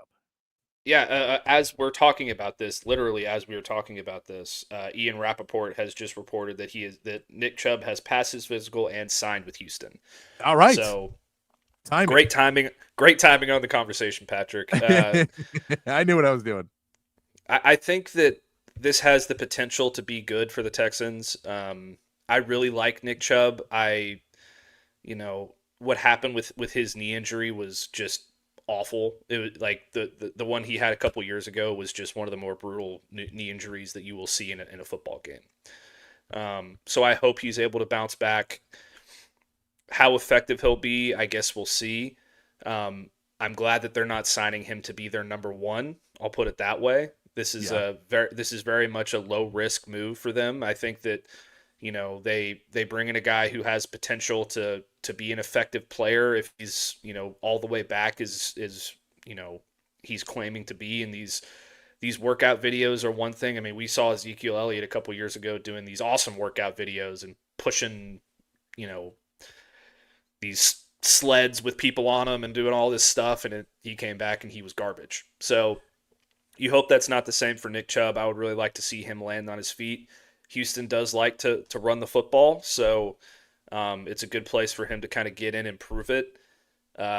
What I've felt a little bit better about the potential of J.K. Dobbins, but that didn't work out for a reason. He doesn't like the deal that the Texans are presenting, or vice versa. Then he goes off and does his own thing. I think Nick Chubb is a solid consolation prize. You get him in for camp, you see how he does through mini camp and training camp, and then you get into preseason, so you see what kind of level he's at. And if it's a good thing, then you keep him on the roster and you move forward and you have a solid running back in your rotation. And if not, it's unfortunate it doesn't work out, but it doesn't work out. So low risk move, talented player when he's healthy. I like it for the Texans.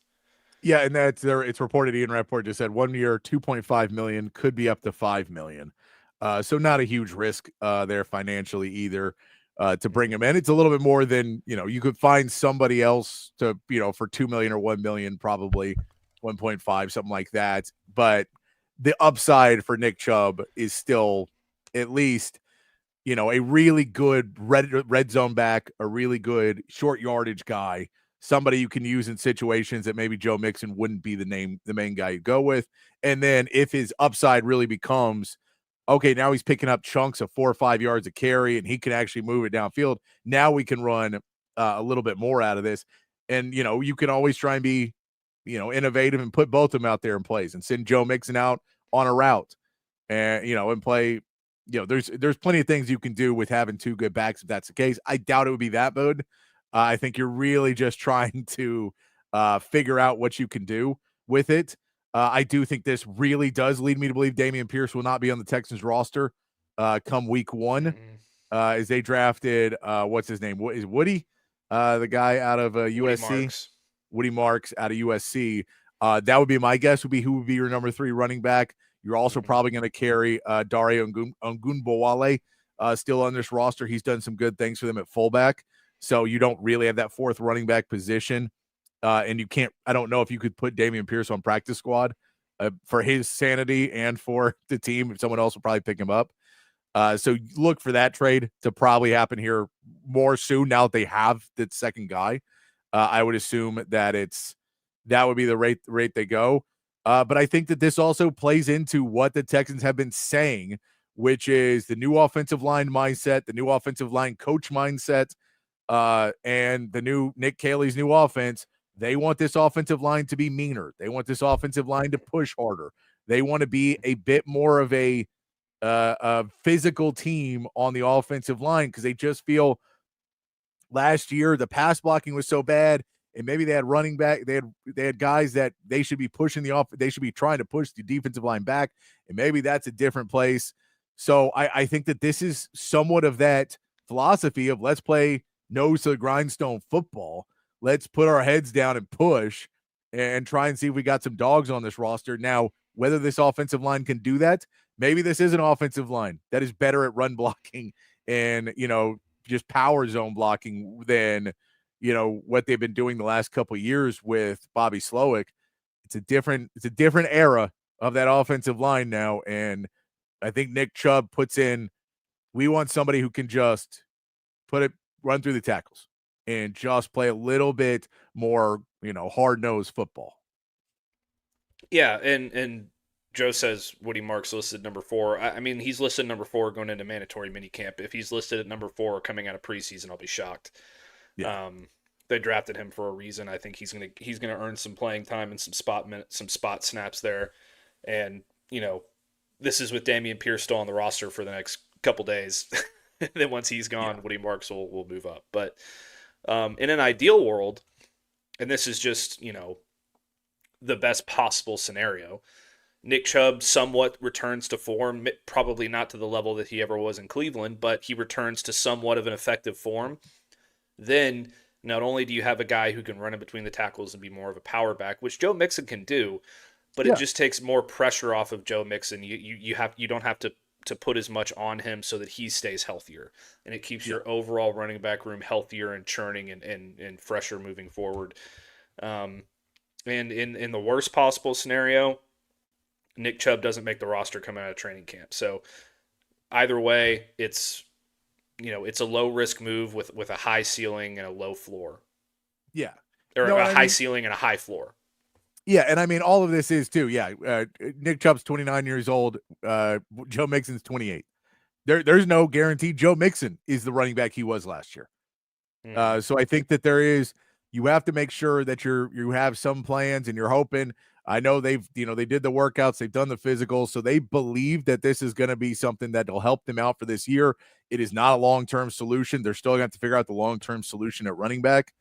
But this is at least a step again while you're trying to fit pieces together before you get into just salary cap hell with CJ Stroud and everything else, where it's going to be a little bit harder. I think you're trying to figure out some pieces to try and compete again this year and get yourself in a better position to win some playoff games, because you just haven't been there, and having a healthy running back room in the playoffs would be the hope.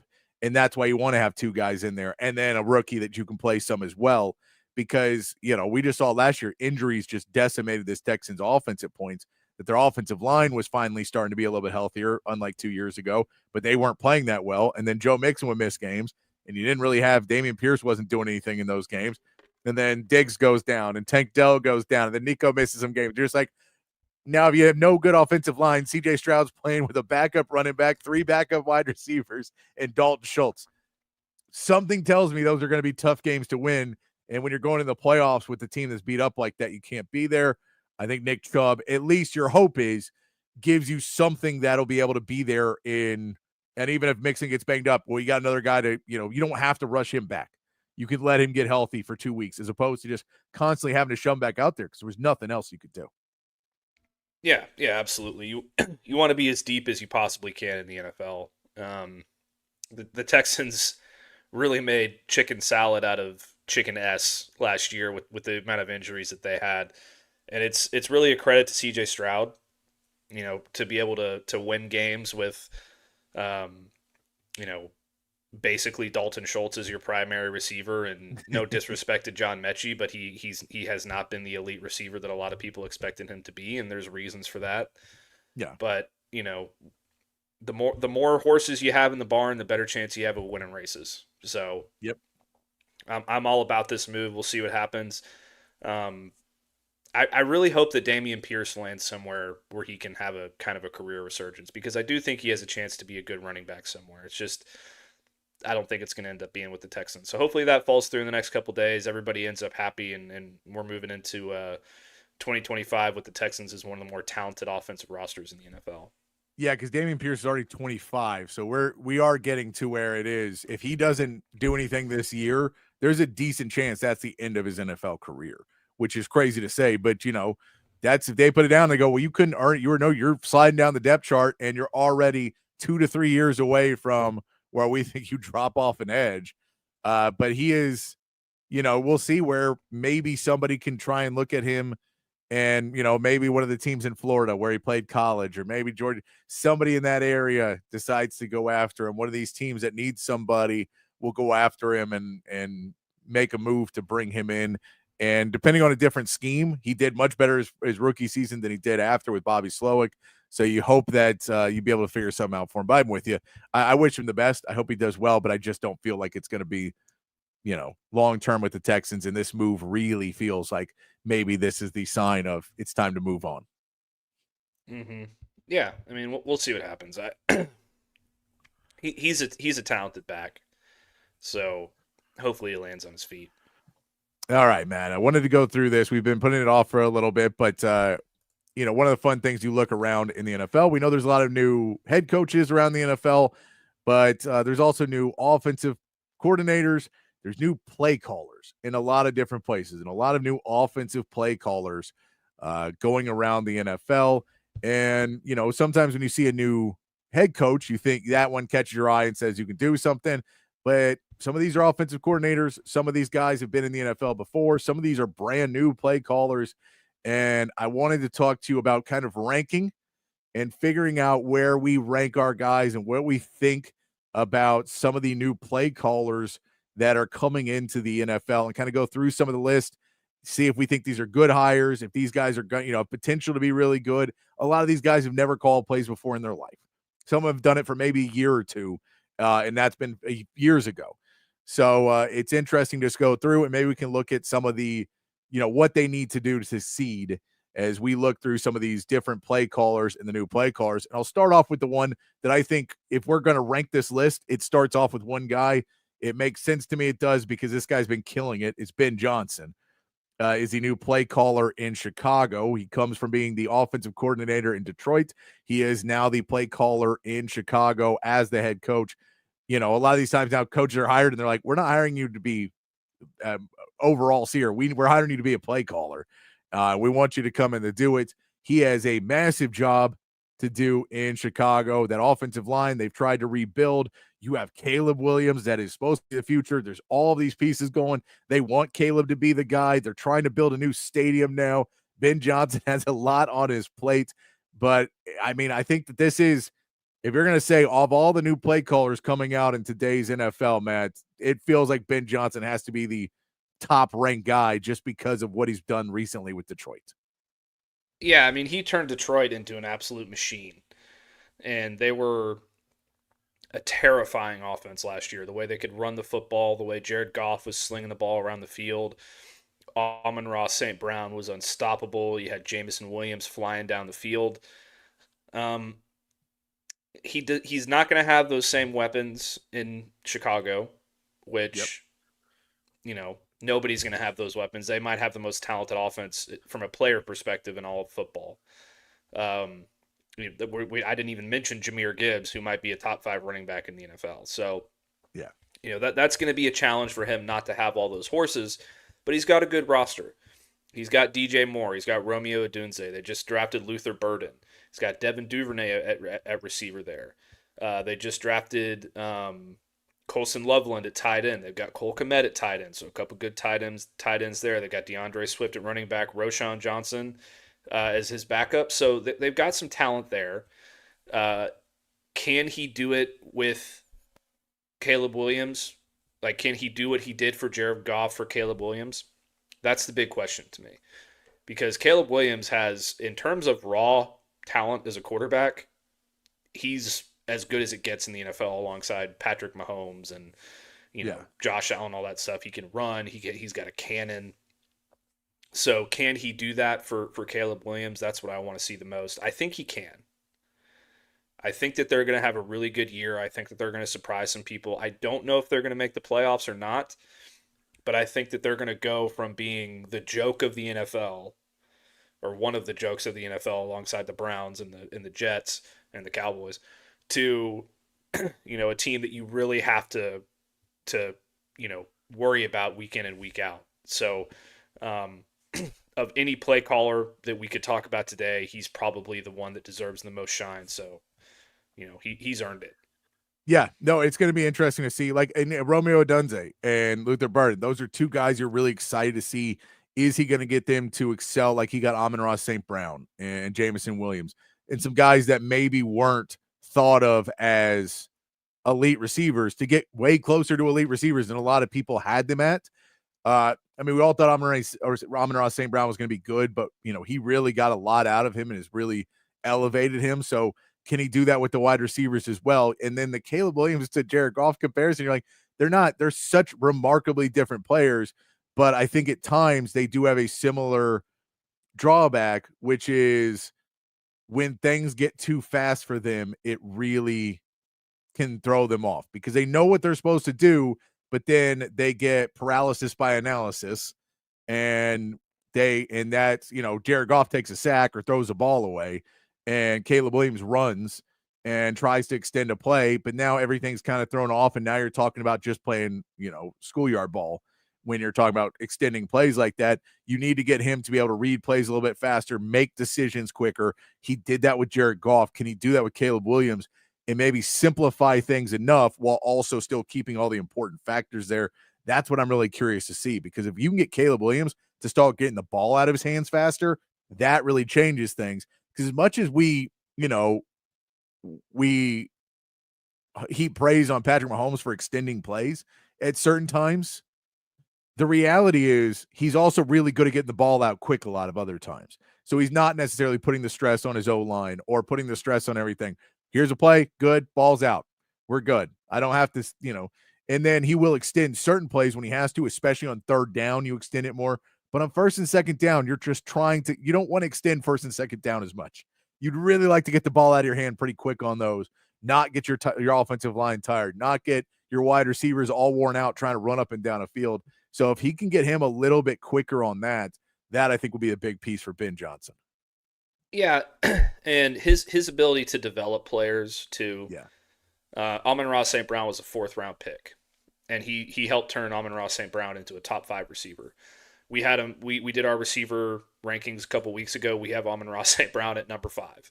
So he did a lot for him. He did a lot for Jahmyr Gibbs. So those are all good things that you like to see. And one of the problems with Caleb Williams last season was that as soon as he got the ball snapped, he was already under duress and running for his life. So if this offensive line can hold up and actually give him a chance, yes, to analyze the defense a little bit and not be so much in his own head of, oh my God, I got the ball, I got to run, because this Nick Bosa's coming screaming off the edge into my ear hole, then that's only going to help him too. So the way that they built this roster around him is only going to make things easier for Ben Johnson to help him develop as a quarterback. So it's going to be a tall task. It's a really tough division with some really good defenses and especially some good pass rushes in there, but he's got a chance to do something really special over the next couple of years in Chicago if he can get it rolling. All right, our next guy, I'm going to go on to our list, which this could not be the number 2 guy. Believe me, it could not be. But Chip Kelly, he's got a reputation now.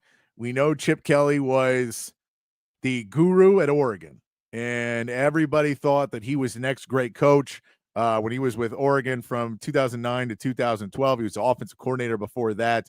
He then goes to the Eagles, and it all falls apart, and he's just not ready to be an NFL coach at that time. Then he goes to the 49ers, and he's still not ready to be an NFL coach. He's still just not quite connecting between the college and pro experience and trying to run these schemes that were complicated enough to work in college, but they were being figured out too fast in the NFL. And he was trying, his player analysis and who to use was just never really good. And he was trying to make guys work that you got to make star players work.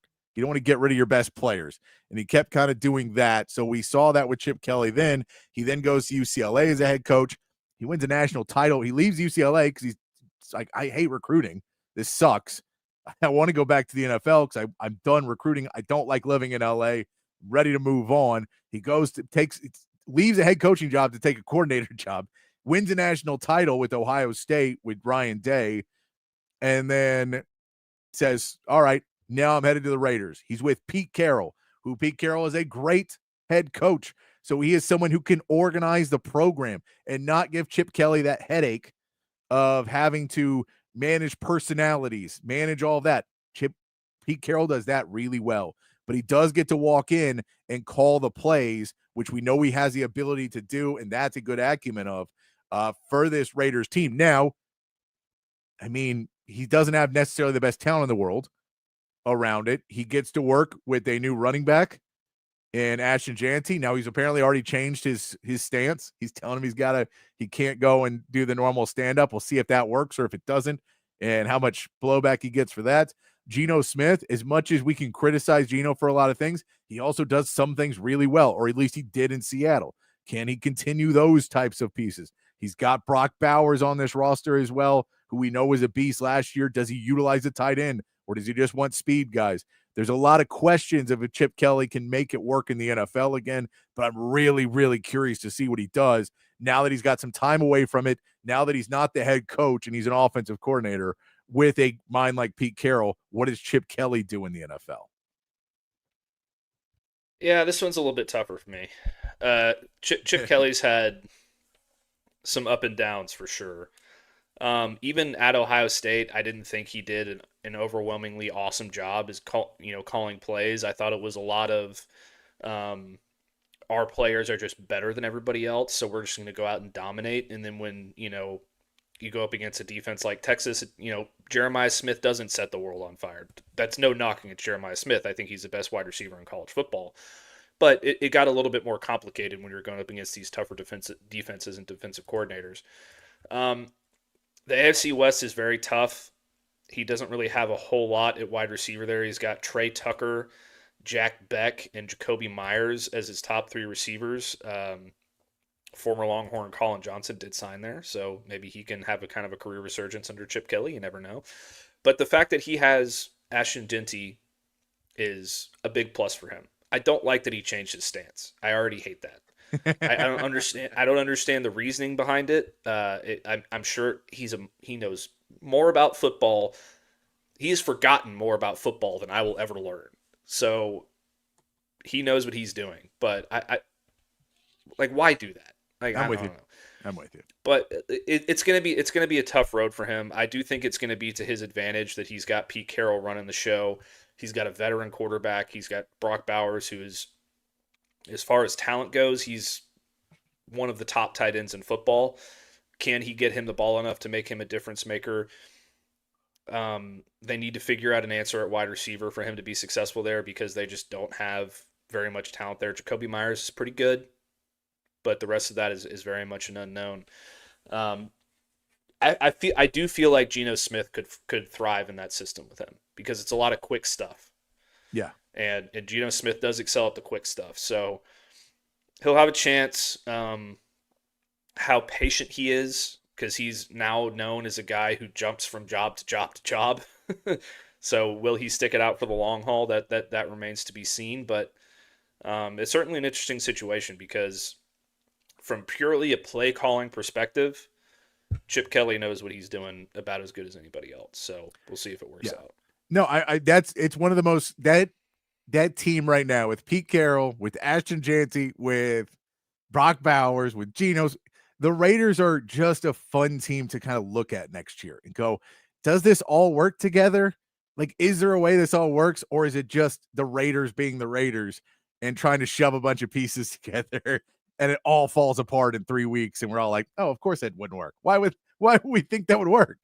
I'm curious to see what happens because there's potential for a lot of it. But yeah, I'm with you. The Ashton Janty thing, the reasoning behind it all makes sense enough. And it is that concept of, well, if everybody does it, there's a reason they do it. But at the same part, he's like, yeah, but also what I do worked. So I think that we'll see if it doesn't work and there's any struggle, he will immediately go back to the other way. We know that. We saw, different players talking about it before the draft about, Quinn Ewers was talking about trying to switch the way he did his drops because his footwork, that they're like, this doesn't fly in the NFL. You got to change your footwork. So people just have those different tweaks that coaches want, and that's one of his things. Our next coach, go ahead. I will say that Chip Kelly, when his offenses have been at their peak, it has been when they have had a legitimate dominant running game, and they've had stables of running backs. Like at Oregon, LaMichael James was an absolute beast. They just had a flurry of running backs come through under him. Ohio State, they had Quinshon Judkins and Travion Henderson. They didn't really have much in Philly when he was there. They didn't really have much with the 49ers when he was there. Now they've got Ashton Genty, Raheem Mostert, Sincere McCormick, Zamir White. They've got 4 legitimate running backs in that roster that he can work with, and I think that's going to help him. Our next coach, Jacksonville, has brought in a new head coach, Liam Cohen. Liam Cohen originally comes from that Sean McVay Rams organization. He was with the Rams as an assistant quarterbacks coach and assistant wide receivers coach. He was there from 2018 to 2020. Then he goes off and is an offensive coordinator for Kentucky, comes back as the offensive coordinator for the Rams, then goes back to Kentucky again for another season, and then comes to the Tampa Bay Buccaneers last year. He has a good year with Baker Mayfield, and we all know if you're a Baker Mayfield coach, you will not be there for long. That is the rule. You either be fired because he doesn't do well, or you'll be promoted because he does. It's the Baker Mayfield effect. It's why Baker's had 9,000 coaches in the NFL. It is crazy how many different play callers Baker Mayfield has played for, and it is one of those things where you're like, yeah, this would make you believe that it's hard to succeed if every year your coordinator is getting either promoted because you did so well or because you do bad, they fire him over and over and over again. But Liam Cohen gets that promotion from taking that Tampa Bay team and winning division. He is the new head coach there in Jacksonville. There's a lot of talent in Jacksonville now, man. And the question is, can Trevor Lawrence be the guy to find it? This is Trevor Lawrence's shot. Liam Cohen is going to be tied to him at least for a year. And that's the real question. Because Travis Hunter can play, Brian Thomas can play, Etienne can play, you have some weapons that you can use in this offense, but can Liam Cohen make Trevor Lawrence be the centerpiece of this team that he just never really has been consistently able to do? Yeah, and I really like this hire for Jacksonville from a play calling perspective specifically. I don't know what his ability as a head coach and running an entire franchise will be. That remains to be seen. But what he did with Baker Mayfield last year gives me a lot of hope for Trevor Lawrence. Trevor Lawrence has all the talent in the world to be a top 10 quarterback in the NFL. He's just never put it all together. I think if Liam Cohen can help him put it all together, then Jacksonville has a legitimate shot to compete in the AFC South and compete for a playoff spot and be a really good football team. Can Brian Thomas and Travis Hunter be Mike Evans and Chris Godwin? Probably not. That's a really tall task. It's a rookie and a second-year guy and a quarterback who's been very inconsistent. Yeah, he's got Etienne. They drafted Brayshawn Tootin. There's a lot of talent on that roster, man. There's a lot of talent. It's just really young.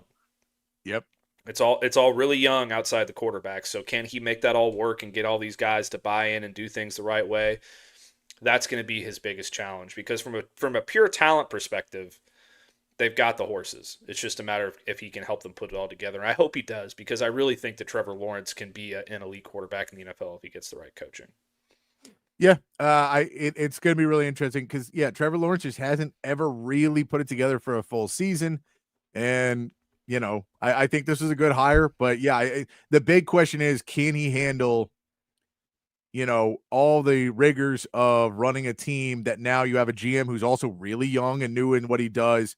The ownership there is supportive, but not necessarily the most knowledgeable ownership in the NFL that's really going to give you a ton of help. So, you're going to have to be able to figure out what's going wrong and how to troubleshoot throughout it, where he hasn't spent a ton of time in any place, really trying to dig down, because he kind of jumped around a lot in his career. That's going to be the question, is can he stay there for 3 or 4 years and start to really put something special together? As a Texans fan, I hope not. Let's look about another coach here, Kellen Moore. We know that Kellen Moore has had a long history with the Dallas Cowboys. That is where he came up. There is many mixed opinions on what his real talent was at that. A lot of people thought he was a Dak Prescott whisperer for a point, but maybe wasn't as good as he needed to be. But he was with the Cowboys since 2018 to 2022, after being a player from 2015 to 2017. Then he heads over to the Chargers for a year. That is awful, but that's not all his fault. Brandon Staley was a bad coaching hire there. He wasn't ready to be a head coach. Just nothing seemed to work for him. So you think maybe he goes to Philly, and after Philly had a bad year, it's a make or break for Kellen Moore, and he wins a Super Bowl. So he now becomes a much sought after name. He is now the Saints head coach. He's going to have to handle a lot more going on. He doesn't have a quarterback. Tyler Shuck's the guy they're putting in there. You have an aging Alvin Kamara who was really, really good at one point. We know he can still do it, but it's kind of in and out at this point. Chris Olave is there.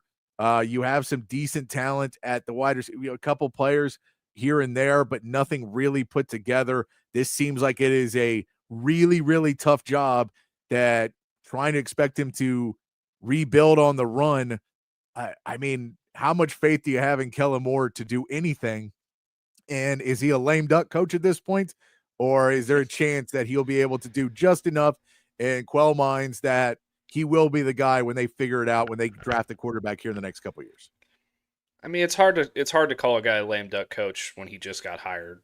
No, but then look at that roster. The roster is really, that's what I was about to get to. The roster is really bad. I think that they're going to give him time to figure it out.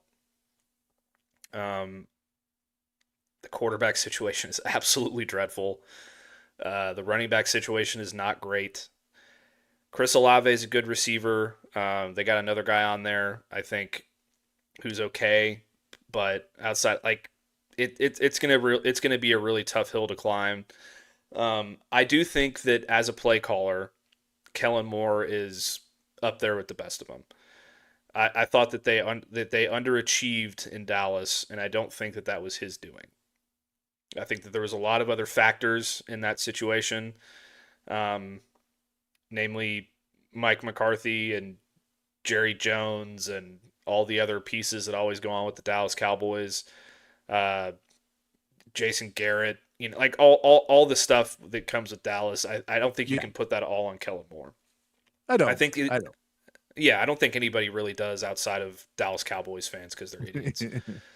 But what he did with Philly last year, granted, arguably the best roster in the NFL, he made Jalen Hurts look like one of the best quarterbacks in the NFL. And I don't think that Jalen Hurts is one of the best quarterbacks in the NFL from a passing perspective. Does he do everything else very well? Yes. But being able to score 55 points in the Super Bowl against the Kansas City Chiefs when this is the biggest game of your life and you call the best game you've ever called, that's the kind of thing that really stands out to me about Kellen Moore. I think that if they give him what he needs to succeed in New Orleans, I think they can do it. It's just going to take a couple years. This is going to be a bad year for him. And Saints fans, please just be patient, because I think that if you do give Kellen Moore time and you give him the right pieces and all of those different things, then this will work out. It's just not going to be this year. Yeah, and the other wide receivers they also have Rashid Shaheed, who had a decent year last year. And then they brought in Brandon Cooks back over there in New Orleans as well. So they do have a couple wide receivers. I always felt Kellen Moore was a decent quarterback coach. I never thought he really did much for the wide receivers. I thought he threw way too many passes to guys that were wide receiver 3s and wide receiver 4s and tried to spread it out and throw it into the least amount of traffic, which he makes completions, but it doesn't make big plays, and it doesn't really build up your team to score a lot of points. So his stats would be okay, but it wasn't necessarily leading to wins because there was points where he was taking the easiest route out of it. And I think he's gotten better at that in the last couple of jobs he had, and I think he was better at that in Philly. But if he can continue to not just say, oh, I know, like, hey, just throw the check down, or I'm going to draw you a route for a 4-yard out. That'll be open every time. You're not going to, it's third down. It's a 7-yard. We'll throw the ball before the sticks, and you'll get a completion and we'll blame it on the wide receiver that we didn't get the first down. So I think he did that too many times, but he is still a young play caller, and as he progresses, you expect him to get better. I wonder, specifically speaking in terms of when he was with the Dallas Cowboys, I wonder how much of that was the constraints of the Mike McCarthy system or he would call a play for, let's say, CeeDee Lamb, and then Dak Prescott just was like, nope, check down. Yeah. So I think that there's more that goes into it than just like, this is 100%. what was designed. One of the things that's driven me crazy about the Dallas Cowboys over the last, since the Jason Witten prime days, was it's 3rd and 15. We hit Jason Witten on a 5-yard out route. Yep. That stuff happened way too much, and it was very prevalent in the Cowboys all the way through up until this past year. I think a lot of that was due to Dak Prescott. I think a lot of that was due to the restraints of the Mike McCarthy system and the way that they were designing their stuff. I don't think that he had complete autonomy on what they were doing. Yeah, I agree with now that he's the head coach and he has his chance to completely take the reins off and do whatever he wants to do, we'll really get to see what he is as a true play caller. I have high hopes for him. I think he's a brilliant offensive mind, so we'll see. And to answer your question, Joe, I think everyone made the decision that they still had Derek Carr at that time. That they didn't necessarily believe they wanted to bring in Shedeur. I think that was, they were like, we're trying to draft somebody in a year. Like, we still have this quarterback on cap. We're trying to draft somebody in a year. We don't want this guy because now we can't draft somebody else because now everyone's saying we're letting Shedeur go a year early. So I think it was more of a team decision because Derek Carr was still supposed to be their quarterback this year. Yeah. And I think they were still hopeful that Derek Carr was going to be their quarterback for another year, and then they could draft somebody next year. And then that all fell through. And so now it looks dumber because now they don't have a quarterback. And Tyler Shuck was maybe a backup, an emergency injury plan for Derek Carr because we knew he did have an injury, but I don't think that I don't think they thought that Derek Carr was going to retire. And so it definitely changed. I think that if you had seen the Saints go into the draft knowing that Derek Carr had retired, they probably take like Jackson Dart or something like that. They might not still take Shedeur, but I think they probably take someone sooner and they make a play for it. I would say that. Let's go ahead and go to our next guy. How about with the Dallas Cowboys? Brian Schottenheimer coming in there for the Cowboys. We know Brian Schottenheimer has been around the world for a little bit in the NFL. He's been a offensive coordinator before with the Seahawks from 2018 to 2020. Then went over to Jacksonville and then jumped into the Cowboys and has been there for a little bit. He was part of the offense. He was the offensive coordinator last year, but not the play caller because Mike McCarthy was still calling the plays. So he is someone who stays with the team, was the offensive coordinator, but new play caller for this Dallas Cowboys team. We've talked about him a little bit before. He's saying all the right things. There's, they've got him another wide receiver now. He feels like all these pieces are right. And the question comes in, is he actually going to be a good play caller and actually good coach? Or is he just somebody who's watched a lot of other good coaches and knows how to act? I don't know. That's the best way I could put it. So when he was with the Seahawks, their offense was awesome. In 2020, the offense set a franchise record for the most points scored. That's about where his resume ends as a play caller. It's been a while since he's been at the reins of calling offense. So he knows how to design it. He knows how to do all those things. He's a good football mind, all those different things. My thing with Brian Schottenheimer, there's a couple. Number one, can you change the mentality of what the Dallas Cowboys offense has been over the last few years under Mike McCarthy, where it's more conservative, a little bit frustrating, doesn't run the football very well, doesn't prioritize, top running backs, all that kind of stuff. I think he can do that. I think he's already started to kind of change the way things are done over there, which is good. My other thing is, how do you, since it's been so long since you've been calling plays in like a meaningful situation, how do you respond when the bullets are flying, when week one you're up in Philly against the defending Super Bowl champions, arguably one of the top defenses in the NFL coming after you, your quarterback's coming off an injury, you got a brand new receiver, you got brand new running backs, you got a largely new offensive line, whole new staff. Will you hold up in those situations and make the right calls at the right time? That's a question for me, and I think it's a valid question for everybody. All the reports are that he's gotten rave reviews from everybody, that, you know, he's changing the culture, he's changing everything for the better. He learned from what Mike McCarthy did wrong, and he's going to do it right. I don't know. We'll see. It's with him, it's a big wait and see. I do like the hires that he's made with bringing in Clayton Adams as the offensive coordinator. He's an offensive line guy, so it kind of makes you think that they're going to sort of reprioritize the running game and the way that they're going to kind of move to a different way of running the football, more of a zone running scheme. They got a new offensive line coach, which I love.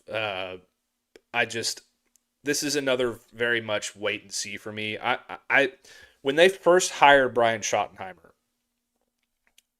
I was not thrilled. I was like, okay, this is just another Jerry move, another yes man that's going to come in and do whatever Jerry says. The more that I've kind of let this situation play out, I'm not as, doom and gloom about it. It's still just a very much an unknown for me at this point. So yeah, we'll see how it goes. I'm with you on that. I feel like it has been that way because he's doing everything right. And you look at it and you go, is it just a facade? And once the game starts playing, he'll get out coached every single week. And, none of it's really going to come together because he's watched and has been around. I mean, Schottenheimer is he's not a different Schottenheimer. He comes from the coaching Schottenheimers. So, he's been around coaches. He's been around executives. He's been around the NFL his entire life. So he understands how to act and what you're supposed to do. But when it comes down to actually in-game play calling, none of us know what he's actually going to be able to do in this Cowboys team. We don't know what he's going to be able to do when the shit hits the fan, when things go wrong, when you're down 3 scores in the second quarter. What is his mindset? Where does he go? All those things are going to be trying out this year and seeing if this actually is a great hire. And at the end of the day, it's all, whether it's a great hire or not, it's kind of just luck, because it's bad luck if he's not good and it's good luck if he is. But there's no way to know, really. That really small sample size with Seattle, there's some good things out of it. There's some bad things out of it. But I don't know if it's enough to say he's going to be able to take over as a head coach in the NFL and make it work. Our next one we'll get to real quick, and then we'll go through the rest of them pretty quick. The Houston Texans bring in Nick Caley.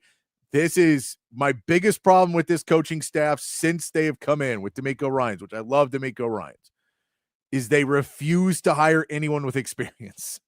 They look at experience as a downfall and a detriment, and you should not have any. Nick Caley was with the Patriots from 2015 to 2022. His highest job was tight ends coach. He was with the Rams as a tight ends coach in 2023. He became the passing game coordinator in 2024, and now he's the offensive coordinator play caller for the Texans on a team where he's basically running the offense because D'Amico's running that defense. And so he has a lot of power and a lot of responsibility now, way more than he has ever had. And you have to look and say, is this a friend of Caserio?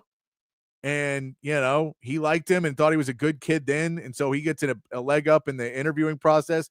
And D'Amico Ryans says, we want somebody with this kind of offense from the Rams. And so they bring him in.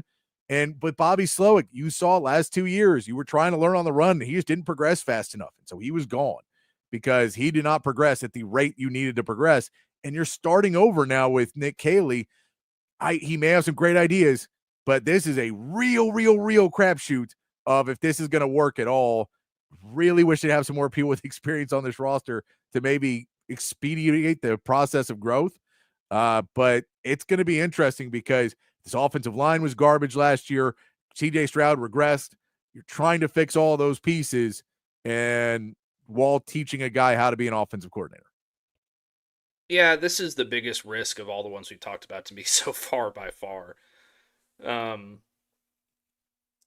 It's one thing to, like with Brian Schottenheimer, you hired a guy as your head coach who's been coaching in some capacity in the NFL since 1997. Like he had a couple college stops, but for the most part, he's been around the game for the better part of the last 30 years, right? Yeah. And he comes from you know, his dad's Marty Schottenheimer. Like he comes from a football family. So that's something. Nick Caley just really doesn't have that much of a resume. And now you're tasking him with resurrecting an offense that took a major step back last year, in large part due to injury, but also because you hired a guy in Bobby Slowick who was an up-and-comer and he didn't work out, so now you're bringing in another guy who you consider an up-and-comer. I mean, how is that any different? Like, what is he going to do differently than Bobby Slowick that's going to make this work? A lot of their issues are centered around the offensive line. How much of a role is he going to play in rebuilding all that stuff?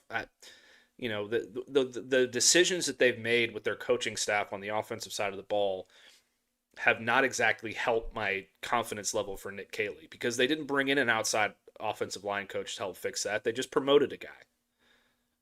So how do all these pieces fit together? Kind of like Brian Schottenheimer, how is he going to do as a first-time play caller when the bullets start flying? You know, maybe they come out of the gate strong, but when you're getting to the second half of the season and you need to win a game against Jacksonville in Jacksonville. I mean, I don't have their schedule in front of me, so maybe they play Jacksonville at Jacksonville early in the season. But the point remains, like, when you're in a division game and you need to get a big win and you're down a field goal with 2 minutes to go, what kind of plays is this guy calling? You know, how is he going to hold up to that kind of pressure? Those are my big concerns. I think that you know, they wouldn't have hired him if they didn't think that he could do it. But it's just it's one of those things where you just kind of have to learn by doing it. And how long of a leash is he going to have? If he comes out and they just don't progress the way that they expected to this year, are they just going to, you know, pull the floor out from under him and go somewhere else again? I don't know. There's going to be a lot of pressure on him. Yeah, I mean, what do you do if you start 0-4 because your offense sucks? Yeah. I mean, what do you do? You go, well, we screwed up. We hired the wrong guy. You know, he doesn't know how to play. He doesn't know how to call games in game. He just doesn't know how to do it. It worries me because we saw with Bobby Slowick a lot. Problem arose. He had no clue how to deal with it. No one on that staff had any clue how to deal with it, and they just didn't deal with it. And it just got worse and worse and worse. And that was the offensive line. It just kept going downhill because they didn't know how to deal with different problems. So I'm really curious. I'm hoping for the best, but this one scares me the most. Let's go real quick. Buy or sell on all the rest of these offensive coordinators or new play callers. John Morton for the Lions gets called up to be the new defensive coordinator or offensive coordinator, replacing Ben Johnson. Buy or sell? I'm going to sell it just because I don't think that there's any chance that he produces the same sort of product that Ben Johnson did. All right, I'm with you. Yeah, he's 1 year of a offensive coordinator. If you look at that roster for the Jets that year, that roster was garbage. So you can't really judge anything because it was a bad roster back then. All right, the Jets' new offensive coordinator. He comes as a passing game coordinator from the Lions too. Tanner Engstrand heading over to the Jets. Never heard of him. Sell. Yeah, he was with the Lions last couple of years as a passing game coordinator. So they're taking him and trying to get somebody else out of the Jets. Philadelphia Eagles, Kevin Patullo. He had been with the team for the last few years. He now takes over as a play caller there. Buy just because it's Philly and they do everything right. Seattle brings in Clint Kubiak. He's done well, but he's also been figured out a lot of places he's been. Clint Kubiak now the new play caller in Seattle. I'm gonna sell it just because I don't have any faith in his quarterback. And I think that Cooper Kupp is too old, and trading away DK Metcalf didn't help. I just don't think they have the pieces on that offense to succeed. All right, Tampa Bay, Josh Grizzard. He was the pass game coordinator for Tampa Bay last year, steps up to be the play caller this year after Liam Cohen leaves. I'm going to buy this one because that passing attack was elite last year. It was one of the best in the NFL. They return all of those pieces, and they upgrade it by drafting Emeka Ibuka. You know, if he can just call plays the right way, I think that they have a really good shot. So I'm going to buy it. All right. And our last one, this one I'm ranked 12th in my list. Josh McDaniels is back calling plays for sell. Man, I'm going to give you money. So it's actually I'm giving him away. He's on the curb, and here's $5 pinned to his chest. Take this guy away. He's the worst. I don't know how this guy keeps getting jobs. It baffles my mind. He is a 10 times worse cancer than Aaron Rodgers. He's destroyed clubs that he has gone to. He is awful, awful, awful. I don't get why he keeps getting jobs. This will probably destroy Drake May's career. This will probably ruin Mike Vrabel's experiment. If they keep him 2 years, it's over. Patriots will have to do a full, complete rebuild once again because there's nothing good that comes that Josh McDaniels touches. If I didn't know what team Josh McDaniels was going to, and he was sitting on the curb with $5 pinned to his chest saying, please take him, I would take another $5 and pin it to his chest and say, I don't want him, you take him. Yeah. Like there's I don't care where he goes. It never works. I don't know how this guy keeps getting jobs. Multiple head coaching jobs too. Multiple head coaching jobs. I don't know how they can't figure out it was Tom Brady. It was Tom Brady. I don't like Tom Brady. It was Tom Brady. 1,000,000%. We've seen the documentaries. You've talked to every person who's been around the program, and they all tell you it was Tom Brady. Bill Belichick coached the defense, handled a lot of the operations, and Tom Brady handled the offense. That's how it worked. And for some reason, they keep pretending that he had something to do with those teams. He didn't. He's just like what's his name with Aaron Rodgers. That coach that got the Broncos job. The Broncos hired both of them, by the way, but I can't remember his name. The guy was the offensive coordinator that followed Aaron Rodgers around. Was with the Jets too. I don't remember his name. But he was the guy he's the same guy where it's like, I like this guy because he basically lets me call the plays from the field. So I like him because he just knows to shut up and let me do my job. And then they thought that he was this great mind. He wasn't. Tom Brady was. You would think that almost even by osmosis, he would just absorb some sort of football knowledge from Tom Brady. It never happened. No, I think he absorbed Gronk's idiotness. So all he did, he got worse. The stories about him, which were somewhat disproven about him cheating, and then they were like, our offense was really good until the scandal came out that we were filming other teams' practices, and then all of a sudden we were bad again. All right, same tricks, different day. All right, let's get to our meathead of the day, Matt. This is a little fun of Hackett. Yes. Yeah, Nathaniel Hackett. Yes. Thank you there, Joe. This is when you might know you have a gambling problem. Former Notre Dame wide receiver Golden Tate. Getting into it, huh? Yeah. Talk to me about your strategy, because apparently some other sports books have said, hey, we got to slow you down a little bit. I've been limited by a few books. I've always been a gambler. Legally, we couldn't do it for the longest time, and now it's like the thing to do. So I'm always trying to hammer about 20, 30 bets in a day. It doesn't matter if I'm betting on college football or Asian baseball. You'll go international. I'm doing it. I'm trying to find edge. And the way I picture it is, the way I see it is like, all right, look, what I'm doing is buying stocks. Say I'm buying this bottle. You're selling it to me for $1, but I can go here and get it for 95 cents, but then I can go over there and get it for 84 cents, whether I like the water or not. And so I'm going to invest in this water, not because I love the water, but because I love the value that I'm getting. And so I'm finding value. And it's like, I guess they call it EV betting. So over time, if you ever want to beat the books, you got to find value. And so I have probably 10, 11 books. Like I got all of them. I even got to the point where I got a different VPN to get some of the books that are out of state.